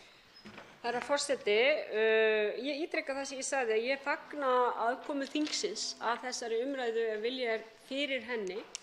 Ég hins vegar minni hv. þingmann á að þessi vegferð hófst í tíð hans í ríkisstjórn og þar var niðurstaða þáverandi ríkisstjórnar að gera þetta með þessum hætti, kalla til 3 sérfræðinga og efna ekki til þverpólitísks samráðs og raunar man ég ekki til þess að það hafi verið jafn mikið þverpólitískt samráð í tíð þeirrar ríkisstjórnar og þeirra sem nú situr. En eins og ég segi, ég fagna því alltaf að eiga samtal við þingið og þingið eigi sem mest samtal þessi mál. Hins vegar hlýt ég að segja það því að hv. þingmaður segir við sjáum hér hinar hörmulegu afleiðingar peningastefnunnar í 100 ár. Það er rétt, það hefur ýmislegt gengið á. En hvar stendur nú Ísland þegar við skoðum alþjóðlega mælikvarða lífskjör, hagsæld og lífsgæði? Hvar stendur Ísland? Er það ekki ansi ofarlega þegar við skoðum þessi mælikvarða? Eru það hinar hörmulegu afleiðingar peningastefnunnar? Ég held við verðum að horfast í augu við það að þetta er ekki svart-hvít mynd. Mér finnst ekki hægt að tala að eitthvað sé hörmulegt, hvorki á efri svæðinu né krónusvæðinu, heldur eigum að reyna að ræða þetta út frá kostum og göllum. Andsvörum lokið. Til máls tekur Oddný G. Harðardóttir, hv. 6. þingmaður Suðurkjördæmis.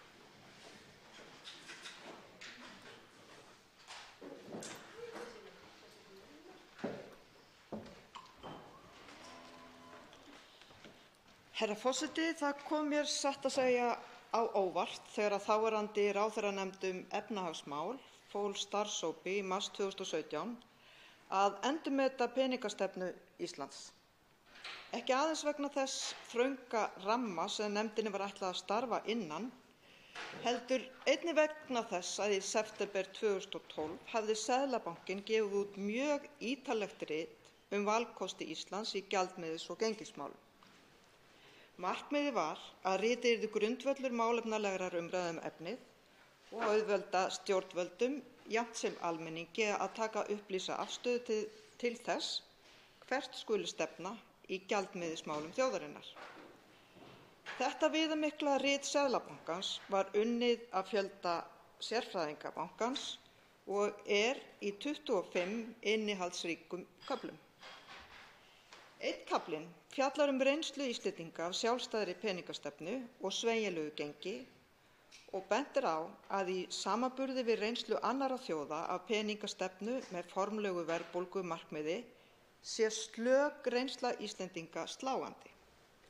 Verðbólga hefur löngum verið mikil hér á landi og lengstum yfir markmiði. Reyndar virðist saga peningastefnu og gjaldmiðlamála á Íslandi vera þyrnum stráð allt frá upphafi, óháð því hvernig gengis- og peningastefnan hefur verið útfært. Í riti Seðlabankans eru helstu ástæður þessara slæga árangurs raktar.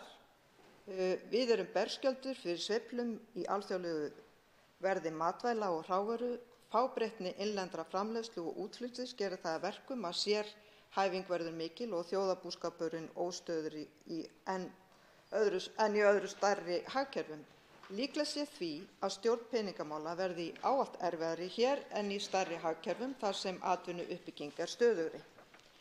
En herra forseti, ég hélt ég hefði 15 mínútur af því ég er talsmaður Samfylkingarinnar í málinu, en ég sé að klukkan tifar oft og títt hér með einhverjum allt öðrum tölum. Forseti mun leiðrétta þetta samstundis. Í skýrslunni sem við ræðum hér er aðstæðum líka lýst. Þar segir með leyfi forseta: Ísland býr við mörg sérkenni sem ljóst er að gera peningamálastjórnun erfiða. Hagkerfið er agnarsmátt. Útflutningsatvinnuvegir einhæfir og sveiflukenndir. Takmarkaður seljaleiki ríkir á flestum fjármálamörkuðum sem gerir verðmyndun hnökrótta. Myntkerfið er ekki aðeins lítið, heldur mitt á milli tveggja stærstu myntsvæði í heimi, dollara og evru, sem hlýtur að gera sjálfstæða peningamálastjórnun ákaflega erfiða viðfangs. Verðlag verður fyrir miklum áhrifum af gengishreyfingum og gjaldeyrismarkaðurinn hefur síðan reynst vera ótemja. Hefðbundin vaxtaleiðni frá 7 daga stýrivöxtum út á vaxtarófið virðist einnig mjög takmörkuð, sem takmarkar enn svigrúm peningastefnunnar. Tilvitnun lýkur. Í riti Seðlabankans er þeirri spurningu einnig velt upp hvort peningastefnan og hagstjórnin hér á landi hafi verið nægilega góð og svarið er nei. Peningastefnan og ríkisfjármálin hafa ekki togað hagkerfið í sömu átt og árangur því að sama skapi lélegur. Stefnan í ríkisfjármálum hafi fremur stuðlað að því að auka ójafnvægi í þjóðarbúskapnum fyrir hrun, fremur en að draga úr því þar sem að saman hafi farið vöxtur útgjalda, illa tímasettar skattalækkanir, mikil fjárfesting sem opinberir aðilar ákváðu og grundvallarbreyting á húsnæðislánakerfinu. Höfundar skýrslunnar sem við ræðum hér, Framtíð íslenskrar peningastefnu, endurmat á ramma peningastefnunnar, gefa hagstjórninni ekki heldur háa einkunn. Ekki fæst betur séð en að efnahagsstjórn, sem lengst af hefur verið í höndum sjálfstæðismanna, fái falleinkunn í báðum skýrslunum.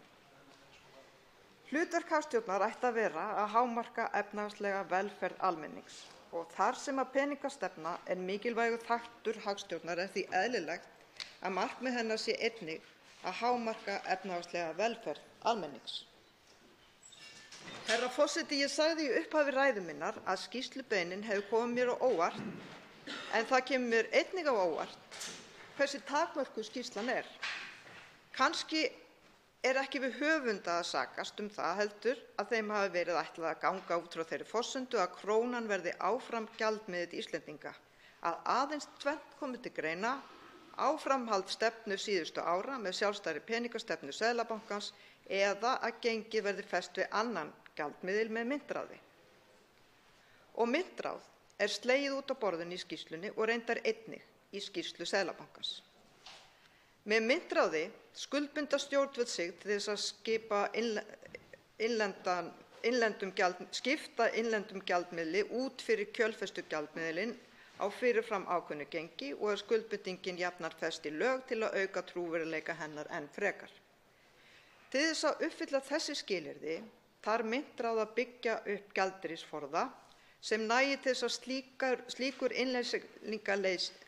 innleysanleiki sé tryggður. Þar sem kostnaðurinn við stofnun myntráðs er mikill og kostnaður við að víkja frá gengismarkmiðinu að sama skapi mikill, hefur stofnun myntráðs jafnan í för með sér meira traust á markmiðinu en við annars konar gengistengingu. Auk þess þyrfti að halda mjög mikinn gjaldeyrisforða til að styðja við gengistenginguna. Hann þyrfti einnig að vera nægilega mikill til þess að mögulegt sé að veita innlendu fjármálakerfi lausafjárfyrirgreiðslu, lendi fjármálafyrirtæki í lausafjárvanda, að minnsta kosti á meðan að þau eru að mestu í innlendri eign. Að því leyti er nauðsyn mikils gjaldeyrisforða og svo mikil gjaldeyrisforði er kostnaðarsöm ráðstöfun. Að lokum er brýnt að víðtækur pólitískur stuðningur sé að bera þann skammtímakostnað sem fylgt getur gengismarkmiði af þessu tagi, af hvers kyns tagi. Myntráð gæti verið ágætur kostur þegar vel gengur, en illa gengur þarf að fjármagna gjaldeyrisforðann með því til dæmis að skera niður í velferðarþjónustu. Og þó að festing krónuna við annað gjaldmiðil, hvort heldur er með einfaldri yfirlýsingu stjórnvalda eða myntráði, kunni að hljóma álitlega, þá hefur reynslan sýnt að víðast hvar sem gripið hefur verið til slíkra ráðstafana hafa stjórnvöld fyrr en síðar neyðst til að hverfa frá slíkri tengingu. Slík tenging hefur aðeins gildi að henni fylgir stuðningur frá ríki sem myntin er bundið við. Og þau dæmi sem eru að slíkt hafi tekist vel er þegar til dæmis lönd hyggjast taka upp evru. Þá er mynt þeirra bundin í evrunni í því ferli með stuðningi Evrópska seðlabankans. Með myntráði tengt evru án þess að vera á leiðinni í Evrópusambandið og myntbandalagið mjög áhættusamt. Og því er ég sammála skýrsluhöfundum að sá valkostur komi ekki til greina. Þá er aðeins eftir sá valkostur að halda krónunni en búa hana skárri ramma en nú er.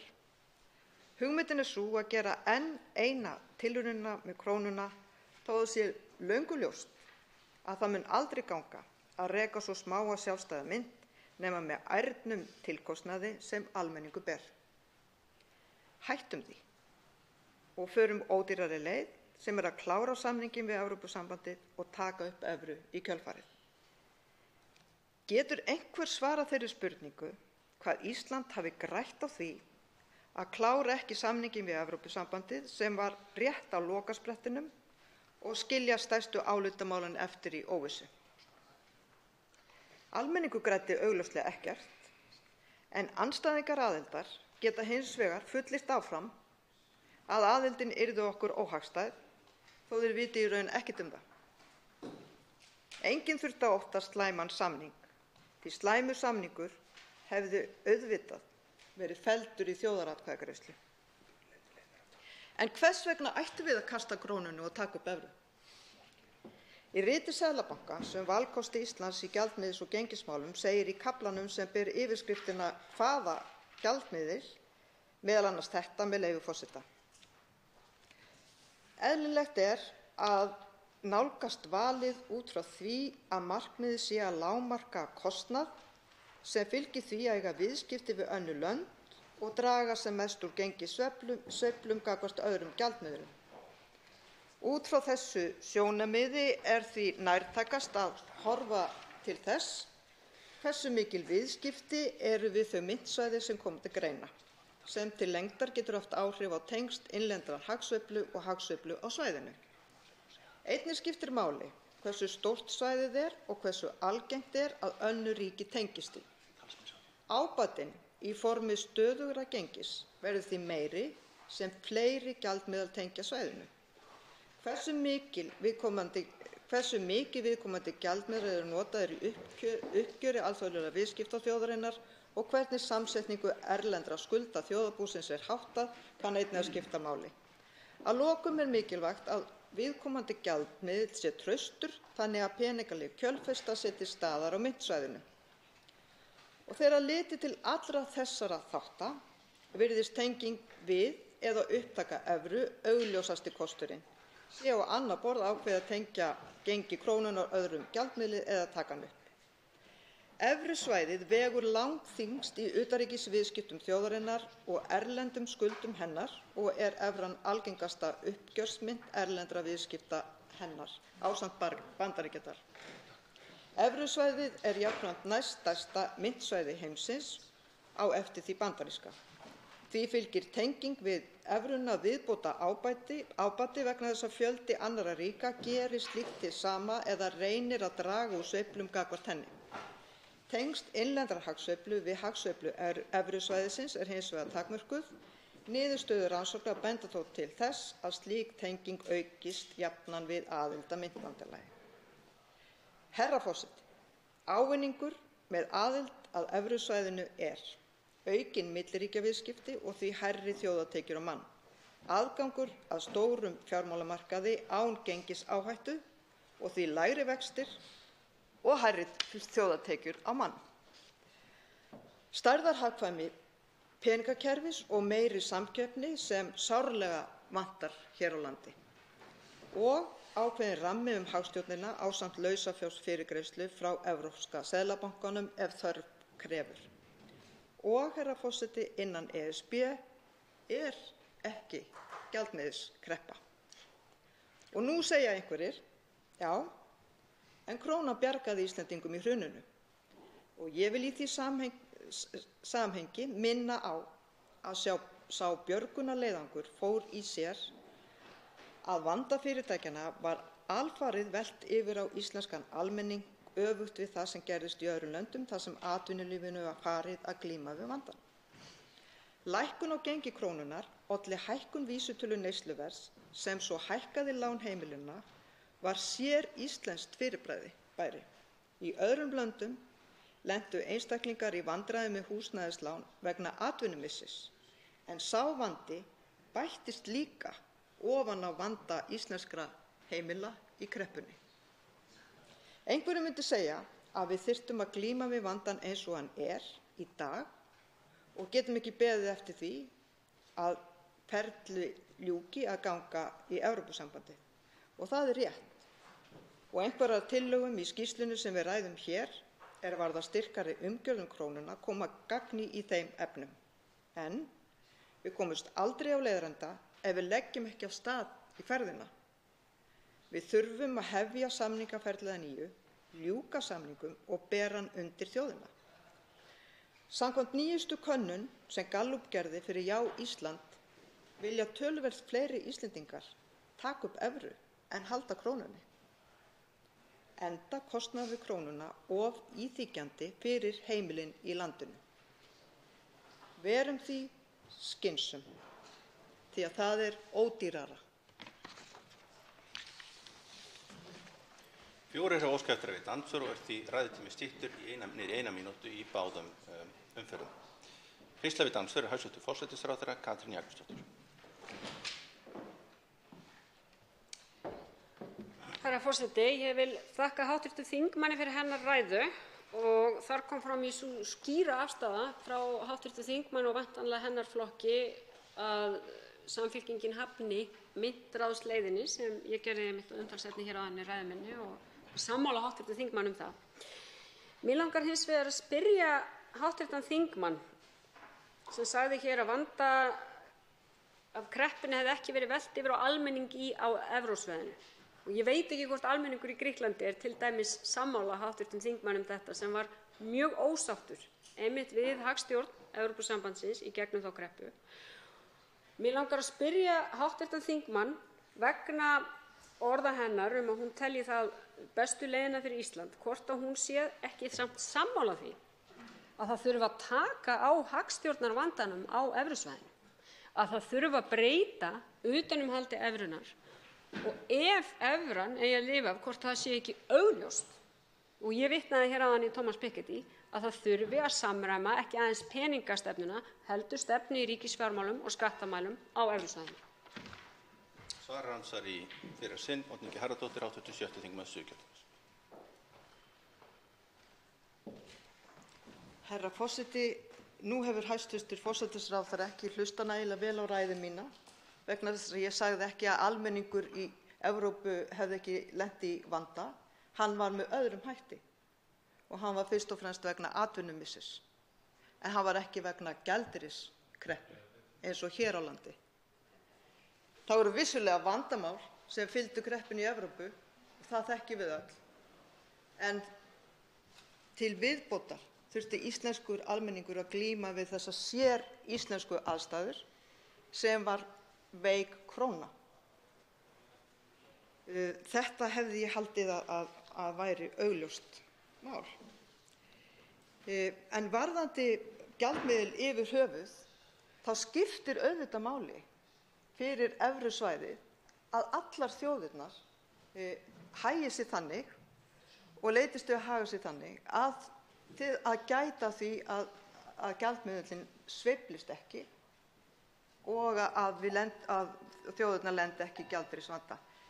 Hvort að það á að gera með einhverjum svona alríkis reglum sem ég held að hæstv. Forsætisráðherra sé að leita eftir, þá held ég að það sé hægt að gera það með samvinnu ríkjanna án þess að evrusvæðið verði eitt stórt ríki. Forseti minnir ræðumenn að halda ræðutíma, annars fer bjallan á stað og það skemmir fyrir þeim sem heima sitja. Þá veitir andsvar í síðara sinn hæstv. Forsætisráðherra Katrín Jakobsdóttir.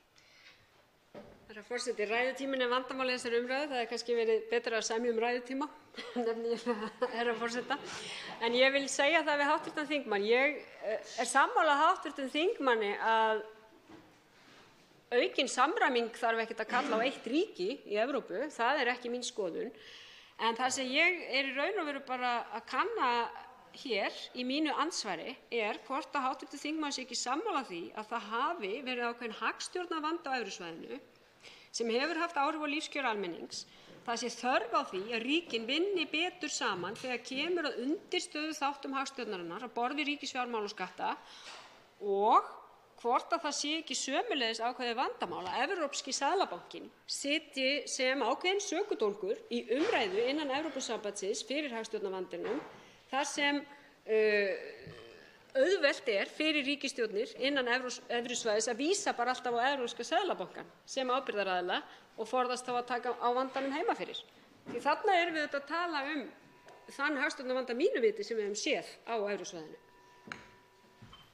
Forseti vill þá minna á að ef það er samið ræðutíma þá er engin slík andsvör eins og eiga sér stað hér. Þau orðaskipti eiga sér ekki stað.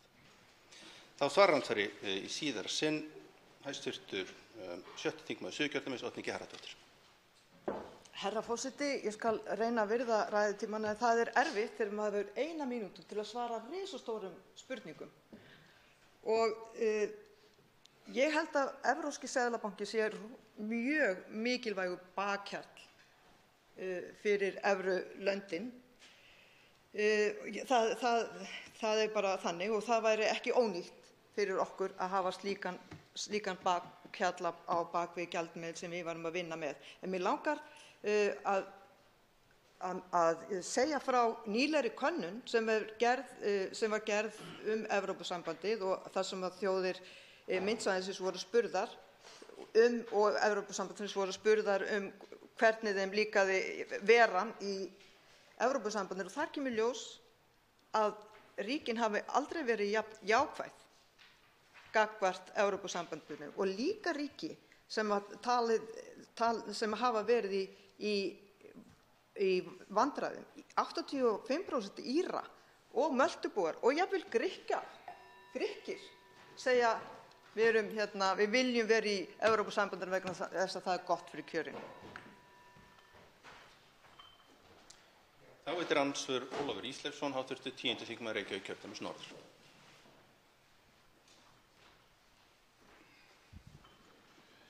Herra forseti, ég hlustaði með athygli á ræðu hv. þingmanns.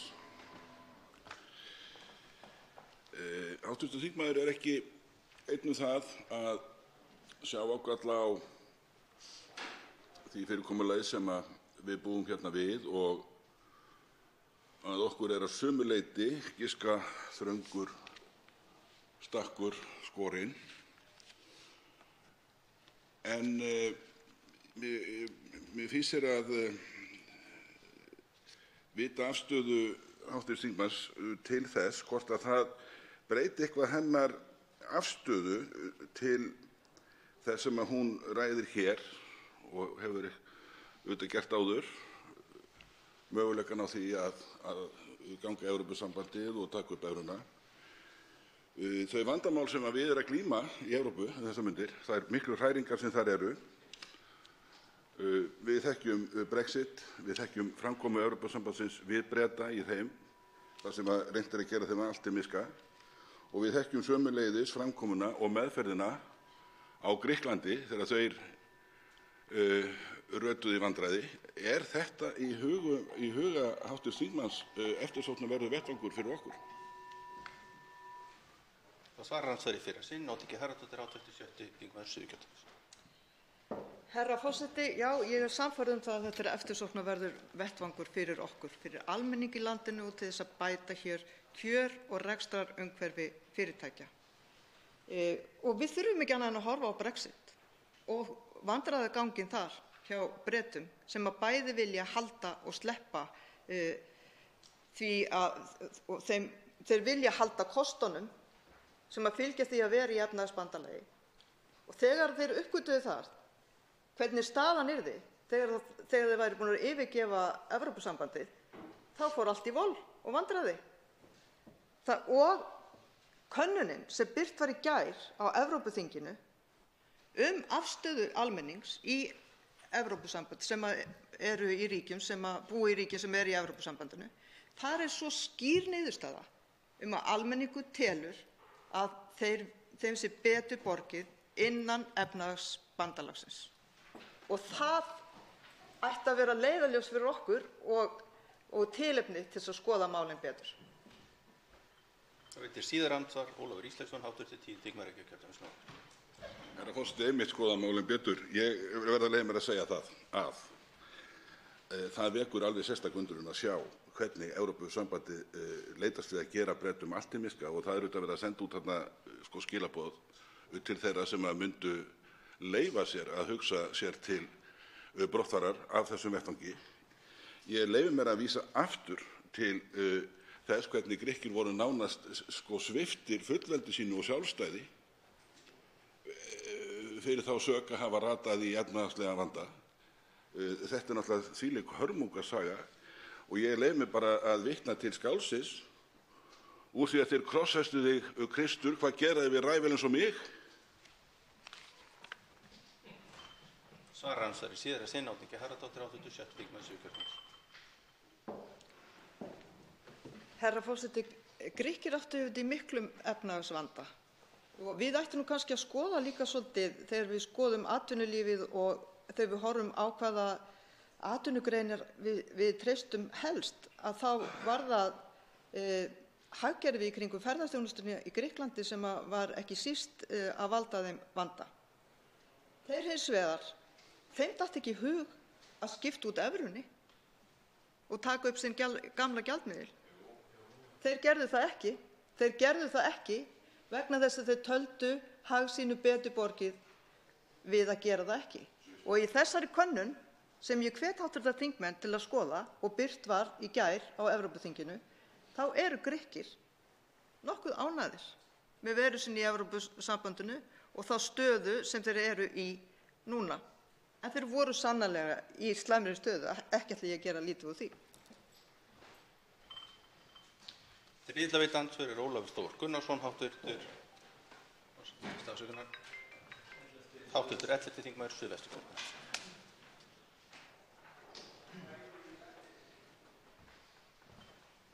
Herra forseti, ég þakka hv. þingmanni Oddnýju Harðardóttur fyrir hennar ræðu. Hún ræddi nokkuð mikið í sinni ræðu stöðuna í Evrópusambandinu og evrusvæðinu og takmarkanir á skýrslunni og fleira. En mig langar að spyrja hv. þingmann hvað henni finnst þær tillögur sem koma fram í skýrslunni. Og kannski svona í fyrstu umferð, kannski sérstaklega að spyrja tillögu 3 fjölgun ytri meðlima í peningastefnunefndinni og í samhengi við það tillögu 9 aukinn stuðning við þessa ytri meðlimi. Vegna þess að það myndi væntanlega auka gagnsæi starfanna og breikka þann grunn sem að peningastefnunefndin stendur á. Einnig langar mig aðeins að inna þingmanninn eftir áliti hennar tillögum 10 og 11 annars vegar aukna fræðslu og hins vegar endurskoðun peningastefnunnar með reglubundnum hætti. Svarar andsvari fyrir sinn, Oddný Harðardóttir, háttvirtur 7. þingmaður Suðurkjördæmis. Herra forseti, nú mér nokkuð vand á höndum vegna þess að ég gleymdi blaðinu niðri þar sem ég var búin að gera athugasemdir við hverja einustu tillögu. En ég reyni að rifja þetta upp. Mér finnast, ég segi bara í stuttu máli, mér finnast tillögur starfshópsins og tillögurnar sem eru í skýrslunni margar ágætar til þess að styrkja rammann í kringum krónuna. Ég er ekki mjög gagnrýnin á þessar tillögur. Það sem ég gagnrýni þessi þröngi stakkur og þröngi rammi sem þeim var falið að starfa innan og að það hafi bara verið útgangspunkturinn að það ætti að nota krónuna. Og í því ljósi eru þessar tillögur mjög skiljanlegar og margar held ég að geti dugað. Fyrir andsvari síðar sinn Ólafur Þór Gunnarsson, háttvirtur 11. þingmaður Suðvesturkjördæmis. Herra forseti, ég þakka þingmanninum fyrir svarið. Við erum þá allavega sammála þetta að mörgu leyti eru þessar tillögur ágætar og eftir sem hv. þingmaður sagði, svo langt sem það ná. Mig langar þá í seinna andsvari að ræða aðeins að þingmaður rakti erfiða hagstjórn og hvað okkur hefur gengið erfiðlega frá því að við öðluðumst þetta efnahagslega sjálfstæði sem við þó höfum. En í skýrslunni það sérstaklega rakið að það sé mikilvægt að fara eftir reglum. Það sé mikilvægt að sama hvaða gjaldmiðil eða sama hvaða stjórnir eru völd að það sé farið eftir reglum. Og annars vegar langar mig að vita hvort þingmaðurinn ekki sammála mér í því, en hins vegar langar mig aðeins að heyra í þingmanninum hvað henni finnst önnur innlend hagstjórnartæki heldur en kannski beinlínis er verið að tala þarna. Væri hægt að beita þeim í ríkara mæli, og þá er ég að meina eins og samningum við aðila á vinnumarkað, samningu stjórnvalda á aðila á vinnumarkaði og svo framvegis. Svarar andsvari síðar sinn Oddný Harðardóttir, háttvirtur 7. þingmaður Suðurkjördæmis. Herra forseti, já, svo sannarlega, enda hef ég margoft rætt það hér í þessum sal að við eigum að beita þeim tækjum sem við getum til þess að auka jöfnuð í samfélaginu og það mun bæta hagvöxtinn. Og þannig að það er augljóst að stjórnvöld eiga að gera það og ég búin að gleyma fyrir spurningunni. Ég bara var svo ánægð að fá þessa spurningu því að ég er svo oft rætt þetta.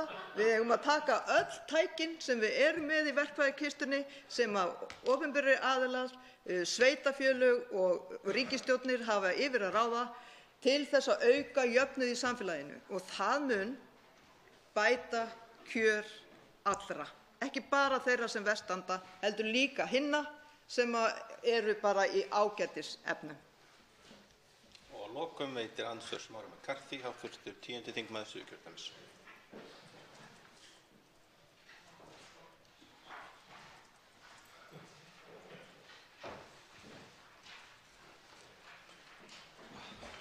Herra forseti, nú vill svo til að ég er í þessu leyti sammála því sem hv. þingmaður fór hér yfir það að evran sé einn af möguleikunum okkar í stöðunni og að hugsanlega sé myntráð ekki endilega lausnin og jafnframt að núverandi fyrirkomulag verðbólgumarkmiðs með fljótandi gengi sé alls ekki lausn. En ég hef gríðarlegan áhuga á því að reyna að aftengja þessar deilur það hvort við eigum að ganga í Evrópusambandið frá umræðum peningastefnu og þess vegna langar mig til þess að spyrja hv. þingmann hvort að aðrar leiðir sem eru til í dæminu sem til dæmis þær leiðir sem að Danmörk og Króatía og Tékkland og Serbía og ýmis önnur lönd hafa verið að fara þar sem að ýmist verðbólgumarkmið en þá með einhvers konar stöðugleikafyrirkomulagi eða þá einhvers konar binding, ýmist laus eða skríðandi, kæmi til greina að mati hv. þingmanns sem leið til þess að reyna að laga það sem er hægt að laga í krónunni án þess endilega þurfa að fara út í þessu pólitísku deilu. Það svarar ansvari fyrir sinn, Oddný G. Harðardóttir, hv. 7. þingmaður Suðurkjördæmis.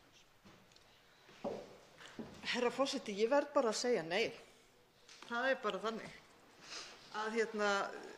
Og þegar fólk er að segja, já, við viljum ekki fara í Evrópusambandið, en við erum í EES. Hvað erum við að gera hér? Annað hvert þingmál sem við erum að vinna með hér í þessum þingsal er búið til annars staðar en hér á landi. Vegna þess að við erum búin að gera samning að vera á Evrópska efnahagssvæðinu. Það sem við þurfum að gera er að semja þessi 25% sem út af standa, taka upp álitamálin og leggja síðan samning fyrir þjóðina. Og ef hann er góður þá mun þjóðin samþykkja og þá sækjum við inngöngu í myntbandalagið.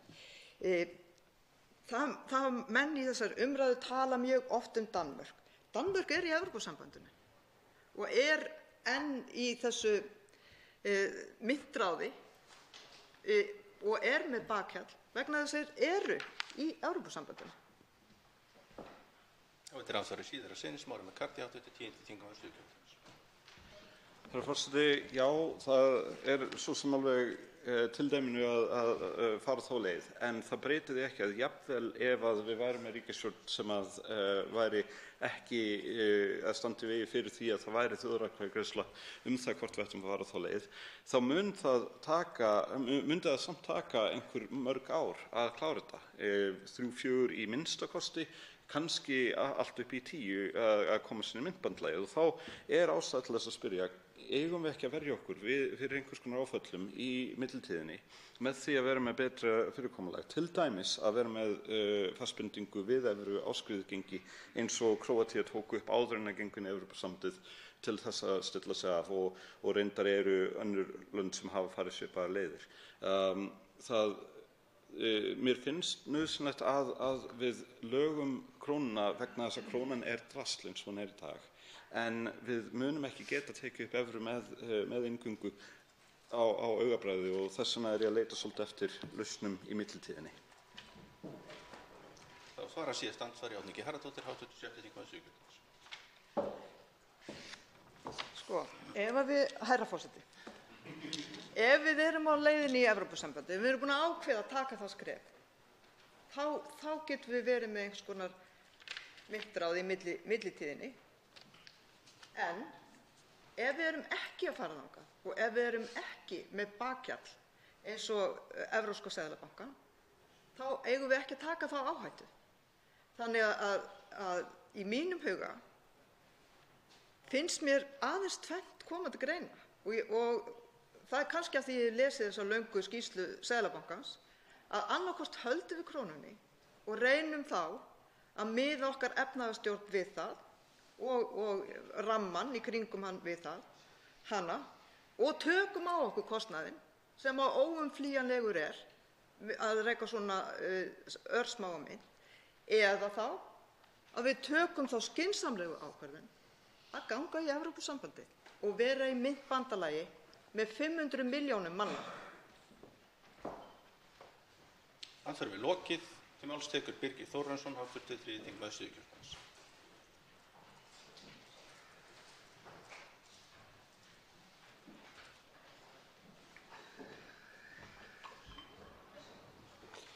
Herra forseti,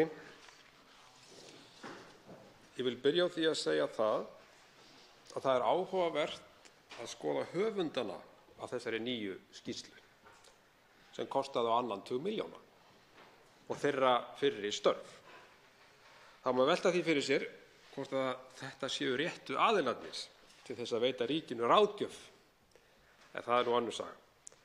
Að minnsta kosti koma þessa dagana ekki út skýrslur á vegum ríkisstjórnarinnar öðruvísi en flokksbundinn sjálfstæðismaður, fyrrverandi ráðherra eða hugmyndafræðinga flokksins séu annaðhvort höfundar eða meðhöfundar.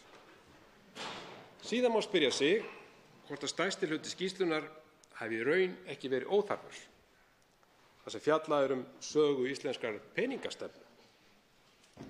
Ágætis efni fyrir háskólanemendur, en spurning hvort að ríkissjóður eigi í höfuð að borga fyrir það. Árið 2015 skilaði nefnd endurskoðun laga Seðlabankans skýrslu. Nefndin var skipuð af fjármála- og efnahagsráðherra. Ég verð að segja það, ég tel þá skýrslu vera betri en þessa, bæði hvað efnistök og tillögur varðar. Peningastefnunefndin eða starfshópurinn leggur til víðtækar breytingar á hlutverki Seðlabankans. Og því spyr ég, er búið að bera þessa nýju skýrslu saman við skýrsluna breytingu á lögum Seðlabankann frá 2015? Ágætt væri ef hæstv. Forsætisráðherra gæti svarað því og þá hvernig tillögurnar í nýju skýrslunni samræmast því sem þar kemur fram. Hvað er í samræmi og hvað eru frávik frá fyrri tillögum? Ég fagna því sérstaklega að starfshópurinn taki þá grundvallarafstöðu að húsnæðisverð eigi ekki heima í verðbólgumarkmiði Seðlabankans, eins og fram kemur í tillögu nr. 5 í skýrslunni. Húsnæðisliðurinn í vísitölu neysluverðs hefur haldið uppi verðbólgu á Íslandi að mestu síðastliðin 6 ár og hækkað verðtryggð lán heimilanna umtalsvert. Miðflokkurinn hefur barist fyrir því að húsnæðisliðurinn verði felldur út úr vísitölu neysluverðs og flutti flokkurinn meðal annars frumvarp þess efnis á síðasta þingi sem ríkisstjórnarflokkarnir reyndu að koma í veg fyrir að yrði greidd atkvæði og felldu síðan þegar málið komst loks í þingsal. Vonandi verður þessi skynsama afstaða starfshópsins til þess að ríkisstjórnin fari nú að opna augun í þessu mikilvæga máli og fari að tillögum. Það verður þó til þess að bankinn beiti stýrivaxtatækinu ekki eins óhóflega og hann hefur gert, og Miðflokkurinn hefur barist ötullega fyrir því að gegnsæi ríki í stýrivaxtahækkunum bankans og flokkurinn er þeirrar skoðunar að þær hafi mörgum tilefnum verið óþarfar og hefur ekki síst hv. þingmaður flokksins, Þorsteinn Sæmundsson, haldið þessu vel á lofti. Í skýrslunni eru 2 tillögur sem lúta að markvissri beitingu stjórntækja Seðlabankans, tillögur 6 og 7. Tillaga 6 lýtur að mikilvægi þess að skapa ákveðnar reglur gjaldeyrisinngrip Seðlabankans og horft er til nýsjálenska Seðlabankans í þeim efnum. Ég vil taka undir þetta. Mikilvægt er að hafa skýrar reglur í þessum efnum, bæði gagnvart markaðsaðilum og almenningi. Ákvarðanir gjaldeyrisinngrip hafa hingað til einkennst af ógegnsæi og ákvörðunum í bakherbergjum Seðlabankans. Það er nauðsynlegt að fá að vita hvað bankinn er að hugsa þegar gjaldeyrisinngrip eru annars vegar. Ógegnsæi gerir það erfiðara fyrir markaðsaðila að leggja mat á hvað vakir fyrir bankanum. Þá sérstaklega hvort hann vilji senda skilaboð inn á markaðinn og spila á væntingar eða hvort hann sé í raun tilbúinn að reyna að halda genginu uppi með handafli. Einnig er með öllu óljóst hversu mikinn gjaldeyri hann er tilbúinn að leggja veði til að styðja við krónuna. Hversu reglulega, hvaða verðbil hann telur eðlilegt í viðskiptum með gjaldeyri, hvort hann telji krónuna veika miðað við grunnþætti og hvort útflæðið sé í raun tímabundið og svo framvegis. Aðgerðir Seðlabankans í gjaldeyrisinngripum eiga ekki að vera sveipaðar þeim leyndarhjúpi sem þær hafa verið. Almennt held ég því að þessi tillaga sé til þess fallin að færa okkur betri væntingar til gjaldeyrismarkaðarins. Síðari tillagan í beitingu stjórntækja Seðlabankans, eða tillaga númer 7, myndi hafa nokkuð afgerandi áhrif á stöðu mála í dag.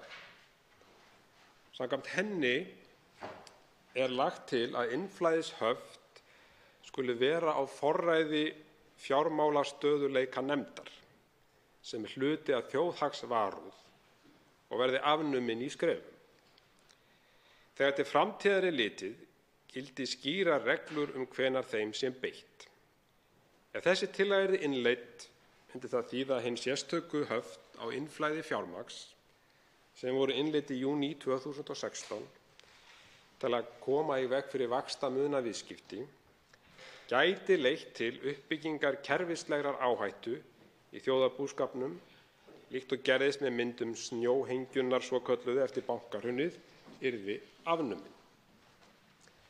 Eins og höftunum er beitt í dag þurfa erlendir fjárfestar að binda 40% þess sem þeir flytja inn til landsins til að kaupa í skráðum skuldabréfum, víxlum útgefnum í krónum, auk hávaxta innistæðna á fjárstreymisreikningum á 0% vöxtum í 1 ár.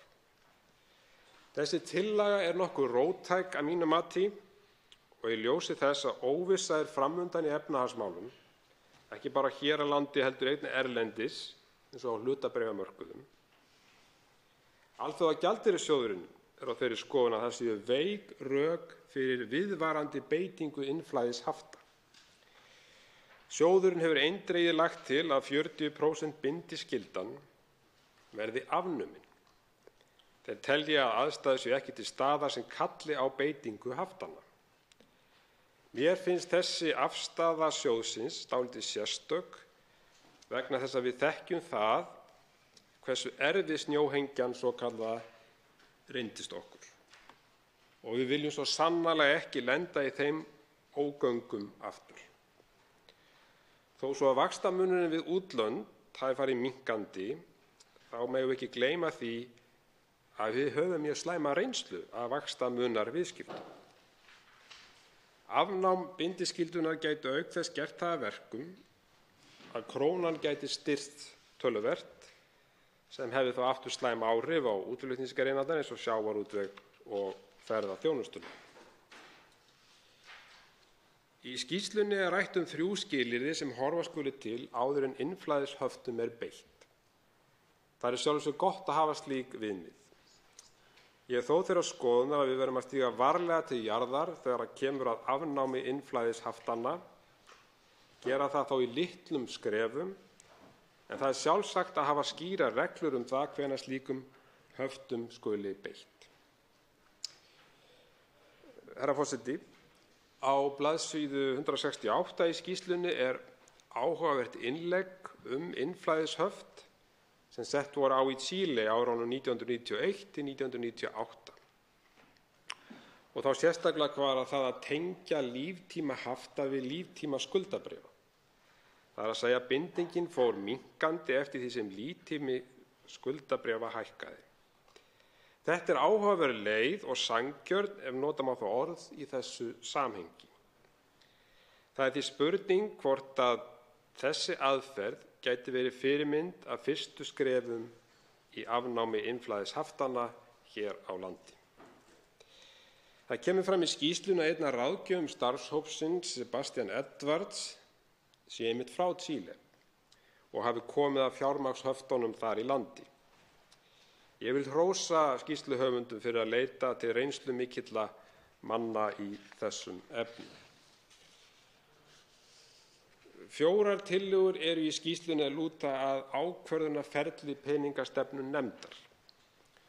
Og ég vil hér aðeins staldra við tillögu númer 10, þar sem lagt er til að Seðlabankinn stuðli að aukinni fræðslu peningastefnuna og gildi verðbólgumarkmiðs, en það markmið að auka skilning almennings á þeim möguleikum og takmörkunum sem eru til staðar og stuðla að aukinni sátt stefnuna. Þessi tillaga er mikilvæg að mínu mati.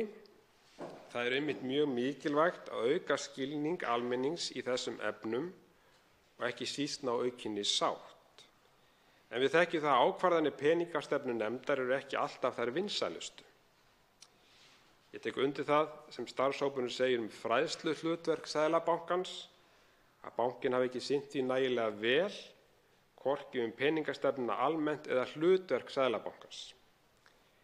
Bankinn þarf að nútímavæðast í fræðslumálum, gera einföld myndbönd til að útskýra peningastefnuna, miðla upplýsingum á áhugaverðan hátt á sinni vefsíðu og gera fræðsluefni fyrir grunn- og framhaldsskóla.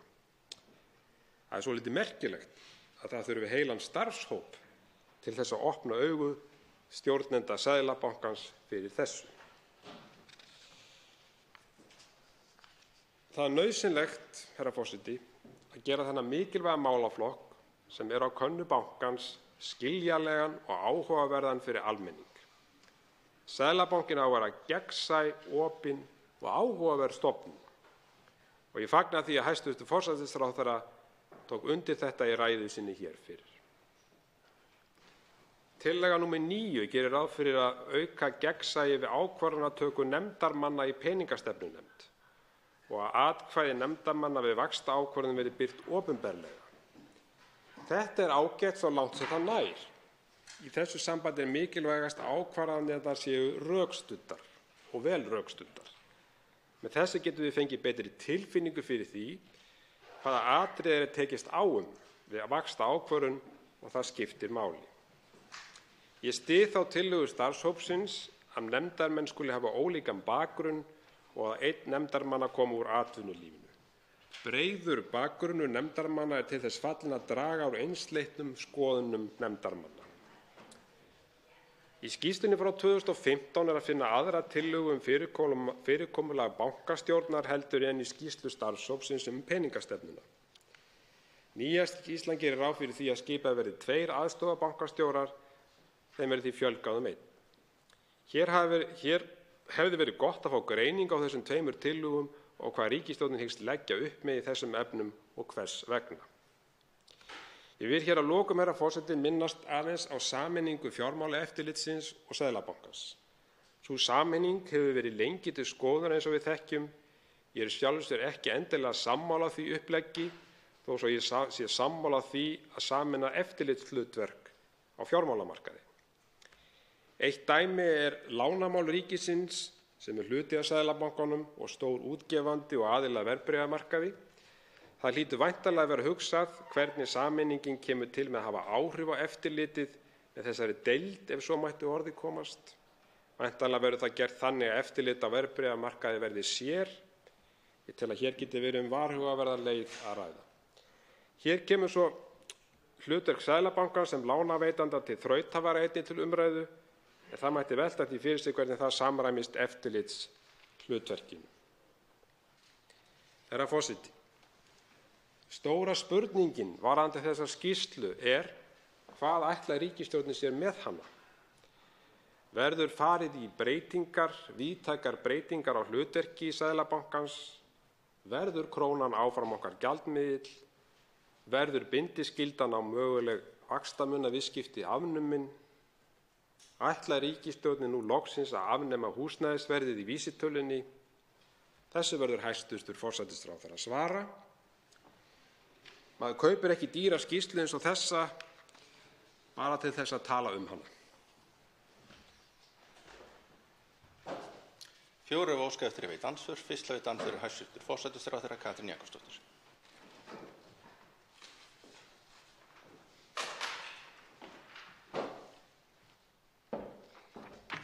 Herra forseti, ég þakka hv. þingmanni Birgi Þórarinssyni ræðu sína.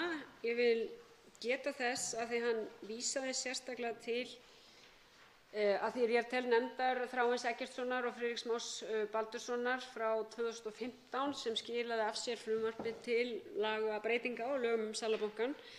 Hv. þingmaður nefndi hér sérstaklega hvort ég gæti skýrt hvað færi saman og hvað væri ekki sambærilegt milli þessara skýrslna. Það er ekki gert í skýrslu starfshópsins eins og hv. þingmaður bendir á. Ég hef talið vænlegt að efnahags- og viðskiptanefnd færi yfir það en auðvitað er sumt sem er ákveðinn samhljómur milli tillagnanna frá 2015 og þessara nýju skýrslu. Og þá sérstaklega hvað varðar aukið hlutverk Seðlabanka, hvað varðar fjármálastöðugleika. Þar er líka talað um fjölgun aðstoðarseðlabankastjóra, að þeir verði 2 en ekki 1, en ekki eyrnamerkt með sama hætti og gert er í tillögum þessa starfshóps og ekki kveðið sérstaklega fjölskipun. 1 mínúta er ekki nóg til að fara yfir muninn á þessum skýrslum en ég taldi eðlilegt í ljósi orða hv. þingmanns að þetta væri skoðað sérstaklega í umfjöllun efnahags- og viðskiptanefndar um. Það svarar andsvari í fyrra sinn Birgir Þórarinsson, hv. 3. þingmaður Suðurkjördæmis. Já, herra forseti, ég þakka hæstv. Forsætisráðherra svarið og lýsi ánægju minni með það að hún er talsmaður þess að þetta verði skoðað innan nefndarinnar. Ég tel það mjög mikilvægt og eins og ég segi, það eru margar góðar tillögur í skýrslunni frá 2015 og rétt að þær séu hafðar til hliðsjónar þegar að nefndin fer yfir þessa nýju skýrslu og hvort það sé ekki hægt að finna þarna einhver samhljóm sem er á ákveðnum köflum og hvort það megi þá ekki nýta það. Þannig að ég fagna þessu svari hæstv. Forsætisráðherra. Forsætisráðherra fellur frá síðar andsvari og þá er næstur að veita andsvör Björn Leví Gunnarsson, hv. 11. þingmaður Reykjavíkurkjördæmis suður.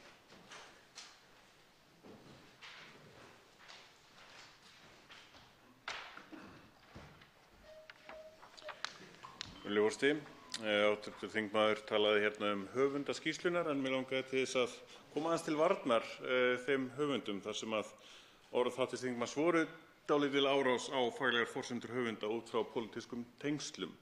Vissulega er gott að hafa þau til hliðsjónar en það þarf líka að vera á málefnalegum nótum. Að því sögðu þá væri mjög gott að fá jafningjamat á svona skýrslu, svona peer review eins og er gert bara á vísindalegum grunni.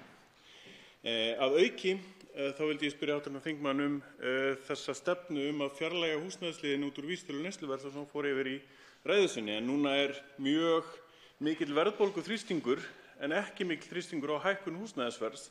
Þannig ef húsnæðisliðurinn er tekinn út úr vísitölunni núna á næstunni þá munu húsnæðislán hækka gríðarlega mikið út af almennri vísitölu án húsnæðisliðar. Svarar andsvari í fyrra sinn Birgir Þórarinsson, hv. 3. þingmaður Suðurkjördæmis. Já, herra forseti, ég þakka hæstv. þingmanni andsvarið og hann minntist á það að ég hafi gagnrýnt harkalega höfunda þessarar skýrslu og pólitísk tengsl þeirra. Ég vil nú ekki líta svo á að þetta hafi verið harkaleg gagnrýni. Þetta var bara svona vinsamleg ábending og kannski er það bara tilviljun að þeir sem eru tengdir Sjálfstæðisflokknum séu höfundar skýrslna sem að ríkissjóður er að borga töluverðar fjárhæðir fyrir og við höfum séð undanfarið. Það er kannski bara tilviljun. En ég vil þó segja það hér að meginhöfundur skýrslunnar, Ásgeir, man nú ekki hvað son hann er, Jónsson, já, akkúrat. Takk fyrir það, hæstv. Forsætisráðherra. Þarna sjáum við önnur tengsl. þannig að það kannski erfitt í okkar litla landi að hafa ekki einhver tengsl, en ég tel nú reyndar að þar fari mikill fagmaður og gagnrýnin beinist nú ekki að því. En þetta kannski tilviljun, en rétt að minnast á það. En ég sé það tíminn liðinn, þannig að ég verð að koma hér aftur í síðara andsvar. Þá heitir andsvar í síðara senn Björn Leví Gunnarsson, 11. þingmaður Reykjavíkurkjördæmis suður. Einmitt í framhaldi af þessu væri áhugavert að velta því fyrir sér hversu mikið svona skýrslur og svona mat ætti raunin að fara út í fræðasamfélagið almennt í staðinn fyrir að vera skipaðar sem starfshópur, kannski sem starfshópur upp á verkstjórnina með gerðinni, en alla jafna myndi ég sjá þetta sem miklu víðtækara samráð á vísindalegum forsendum, þó að ég ætla ekki að gera úr faglegum niðurstöðum þessa hóps, en þá held ég að sé heldur engin tilviljun að viðkomandi skýrslugerðarhöfundar séu svona pólitískt tengdir því miður. En þá ætla ég að gefa hv. þingmanni tækifæri til að svara fyrir spurningun húsnæðisliðinn, því að ef fer sem horfir og tilkynningar verðhækkanir eru núna að streyma inn til samtaka verslunar samkvæmt frétt RÚV frá því í gær, og það aftur engin það bendir ekki til þess að húsnæðisverð sé hækkað, þannig að í þessari framtíð þá húsnæðisverðið að tempra niður vísitöluna eða verðbólguna, en ekki eins og það var áður þar sem almennt verðlag var að tempra niður verðbólguna, þannig að það er áhugavert að sjá þetta framtíðinni. Forseti vill minna þingmenn á að þegar þeir tala þá aðra utanþingsmenn sem geta ekki komið hérna í ræðusal og svarað fyrir sig, að huga þá vel að og velja orð sín vel hvað það varðar. Þá svarar andsvari síðar sinn Birgir Þórarinsson, hv. 3. þingmaður Suðurkjördæmis. Herra forseti, ég vil þakka hv. þingmanni andsvarið. Húsnæðisliðurinn hefur skipt verulegu máli hvað varðar húsnæðislán almennings. Við þekkjum það og þetta hefur komið fram í umræðum hér og það er verið að tala á annað 100 milljarða og rúmlega það sem að þessi liður hefur hækkað húsnæðisskuldir landsmanna.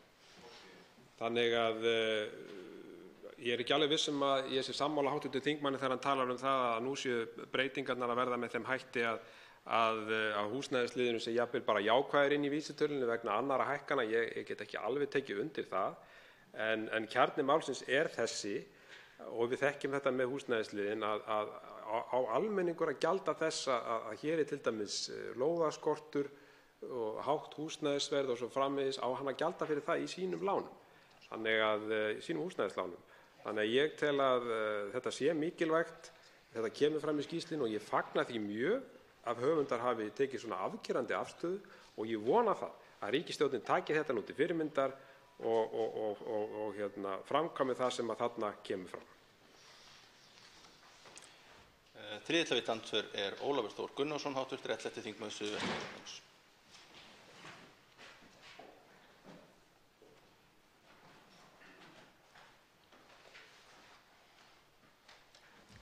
Herra forseti, ég þakka hv. þingmanni Birgi Þórarinssyni fyrir ræðuna. Mig langar að ræða aðeins við hann tillögurnar og kannski sérstaklega í fyrsta kastinu tillögu nr. 7. Það er að segja það er tillagan innflæðishöftin á fjármagn sem kemur inn í landið. Nú er það rakið og ég skil það þannig í skýrslunni að það sé ekki verið að leggja til að innflæðishöft séu ekki eitt af tækjunum sem að Seðlabankinn hafi, heldur aðalega verið að ræða það að það sé byrjað núna að létta upp á þeim. Og þá langar mig sérstaklega í samhengi við það sem virðist vera að gerast núna í hagkerfinu, að nú virðist krónan, og virðist ekkert, hún er að veikjast þessa dagana, og er það þá ekki akkúrat tíminn sem að væri kannski skynsamlegt að slaka aðeins á bindiskyldunni á innflæði, einmitt þá væntanlega í þeim tilgangi að spila aðeins þetta, og er þetta ekki tæki sem að Seðlabankinn þarf að hafa? Það svarar andsvari fyrir sinn Birgir Þórarinsson, hv. 3. þingmaður Suðurkjördæmis. Herra forseti, ég þakka hv. þingmanni andsvarið. Jú, ég vil taka undir það með hv. þingmanni. Ég tel að þetta sé tæki sem sé gott að hafa og hefur reynst okkur vel. Og Ég er ekki sammála Alþjóðagjaldeyrissjóðnum hvað þetta varðar. Þeir taka þarna mjög afgerandi afstöðu til þess að það eigi að leggja þetta niður. Ég hins vegar, og það er rétt held ég hjá hv. þingmanni að nú þegar að krónan er að gefa eftir að þá er kannski rétti tíminn kominn til þess að taka þá einhver svona varfærnisleg skref. Ég ætla alveg að vera sammála hv. þingmanni með það. En ég tek undir það líka og ég segi það aftur að þetta er mjög mikilvægt stjórntæki sem að skipta okkur sköpum. Og við þekkjum þessa sögu með snjóhengjuna og hvað þetta reyndist okkur afar erfitt og þungbært. Þannig að ég vona það að þetta verði tæki sem við getum haft svona í handræðanum ef aðstæður breyttust. Við erum það lítið hagkerfi að það er nauðsynlegt að mínu mati. Þá er til andsvari síðara sinn Ólaður Þór Gunnarsson, 11. þingmaður Suðvesturkjördæmis. Herra forseti, ég þakka þingmanninum svarið. Mig langar þá í seinna andsvari að koma aðeins inn á þau skilaboð sem eru svolítið yfir og allt kring í skýrslunni. Að lykilatriðið í öllu þessu, það er að segja í allri okkar hagstjórn, sé í rauninni þetta sem að þeir höfundar kalla í skýrslunni að fara eftir reglunum. Að setja sér einhver markmið í hagstjórn og reyna síðan að fara eftir þeim. Ég tel og vona að hv. þingmaður sem er sammála í því að það sé kannski stóra málið að við höfum hemil á hagstjórninni, þannig getum við sannarlega bætt kjör almennings í landinu. Það er að segja með því að falla ekki eilíflega í einhvern freistnivanda að grípa til skyndilausna. Þannig séum við í rauninni miklu frekar að ná árangri og það sé kannski stóri lærdómurinn sem að skýrsluhöfundar eru að koma á framfæri við okkur. Svarar andsvari síðara sinn Birgir Þórarinsson, 3. þingmaður Suðurkjördæmis. Já, herra forseti. Jú, ég tek undir það að það er nauðsynlegt að hafa regluverk í þessum efnum og það hefur því miður vantað gegnsæi og það kemur fram í skýrslunni í ákvarðanatöku og við erum til dæmis bara að sjá hvað varðar stýrivaxtahækkanir og annað slíkt og ákvarðanir peningastefnunefndar að það er nauðsynlegt fyrir markaðinn að átta sig á því hvað bankinn er að fara og auk þess fyrir almenning. Þetta hefur verið bara, eins og ég sagði hér, sveipa svolítið dulúð og jafnvel einhverjar ákvarðanir teknar í einhverjum bakherbergjum sem ég held að sé ekki gott.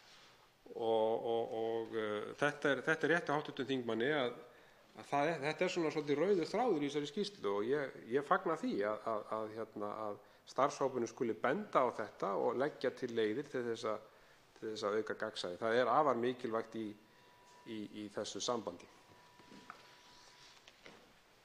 Og lokum veitir andsvör Smári McCarthy, 10. þingmaður Suðurkjördæmis.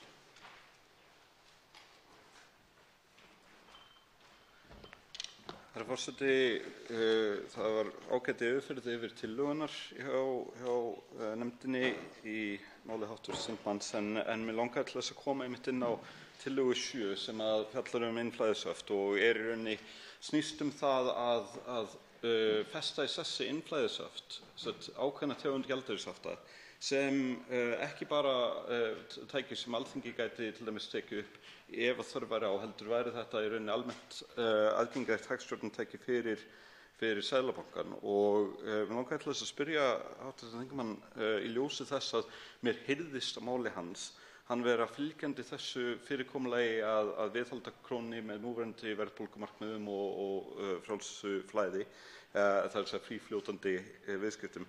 Hvernig hann getur réttlætt það fyrir til dæmis sprotafyrirtækjum og fyrirtækjum í ýmiss konar útflutningsrekstri og hvaðeina hér á Íslandi að viðhalda þessu haftafyrirkomulagi? Það svarar andsvari fyrir sinn Birgir Þórarinsson, 3. þingmaður Suðurkjördæmis. Já, herra forseti, ég þakka hv. þingmanni.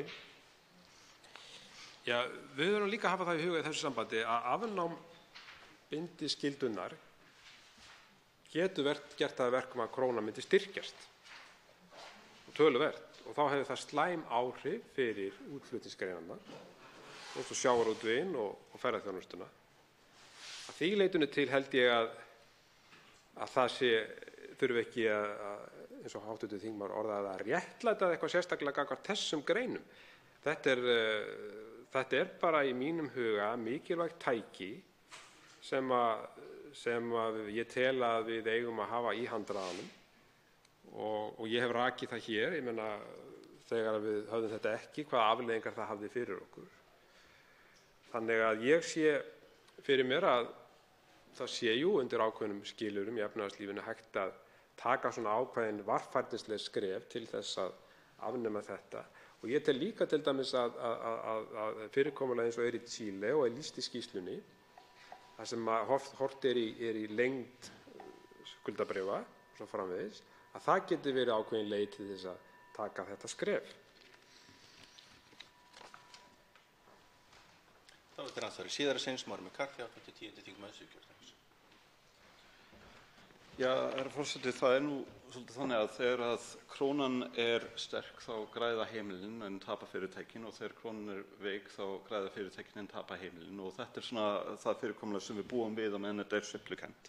Og það alveg fyrirséð að á meðan að það þetta fyrirkomulag sem við erum með að reyna ekki að stöðva sveiflunar eða allavega að tempra þær með einhverju móti, þá mun alltaf einhver á Íslandi vera að tapa á því ástandi sem kemur upp. Og síðan öðru hverju þá mun þessi sveiflur ganga fram úr sér og valda þannig ástandi að einhvers konar höft þarf. Það bara, þetta eitt af því fáa sem alfarið sannað í hagfræðinni. Þannig að mér finnst vera nauðsyn að hv. þingmenn sem ætla að styðja að það sé haftafyrirkomulag og að auki ótrúlegt flökt á peningakerfinu sínu, réttlæti það fyrir almenningi og jafnvel fyrirtækjum landsins að hvers vegna þeim finnst þetta betra fyrirkomulag heldur en það að reyna að ná einhvers konar stöðugleika. Svarar síðast andsvari Birgir Þórarinsson, 3. þingmaður Suðurkjördæmis. Já, herra forseti,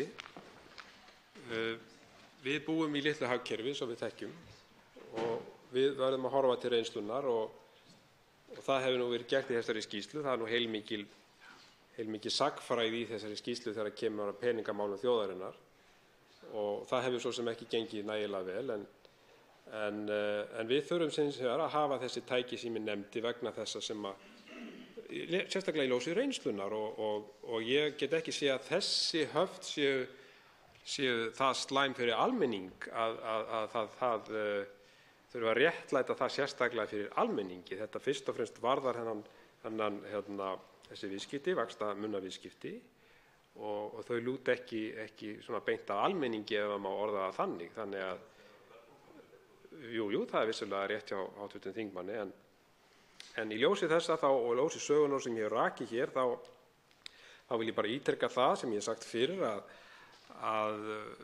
það ég ekki sammála Alþjóðagjaldeyrissjóðnum með það að það eigi að afnema þetta í einum vetfangi, heldur þá reyna að gera þetta í einhverjum skynsamlegum skrefum og það er minn málflutningur í þessu svo að við tökum engar sérstaklega áhættur í þeim efnum.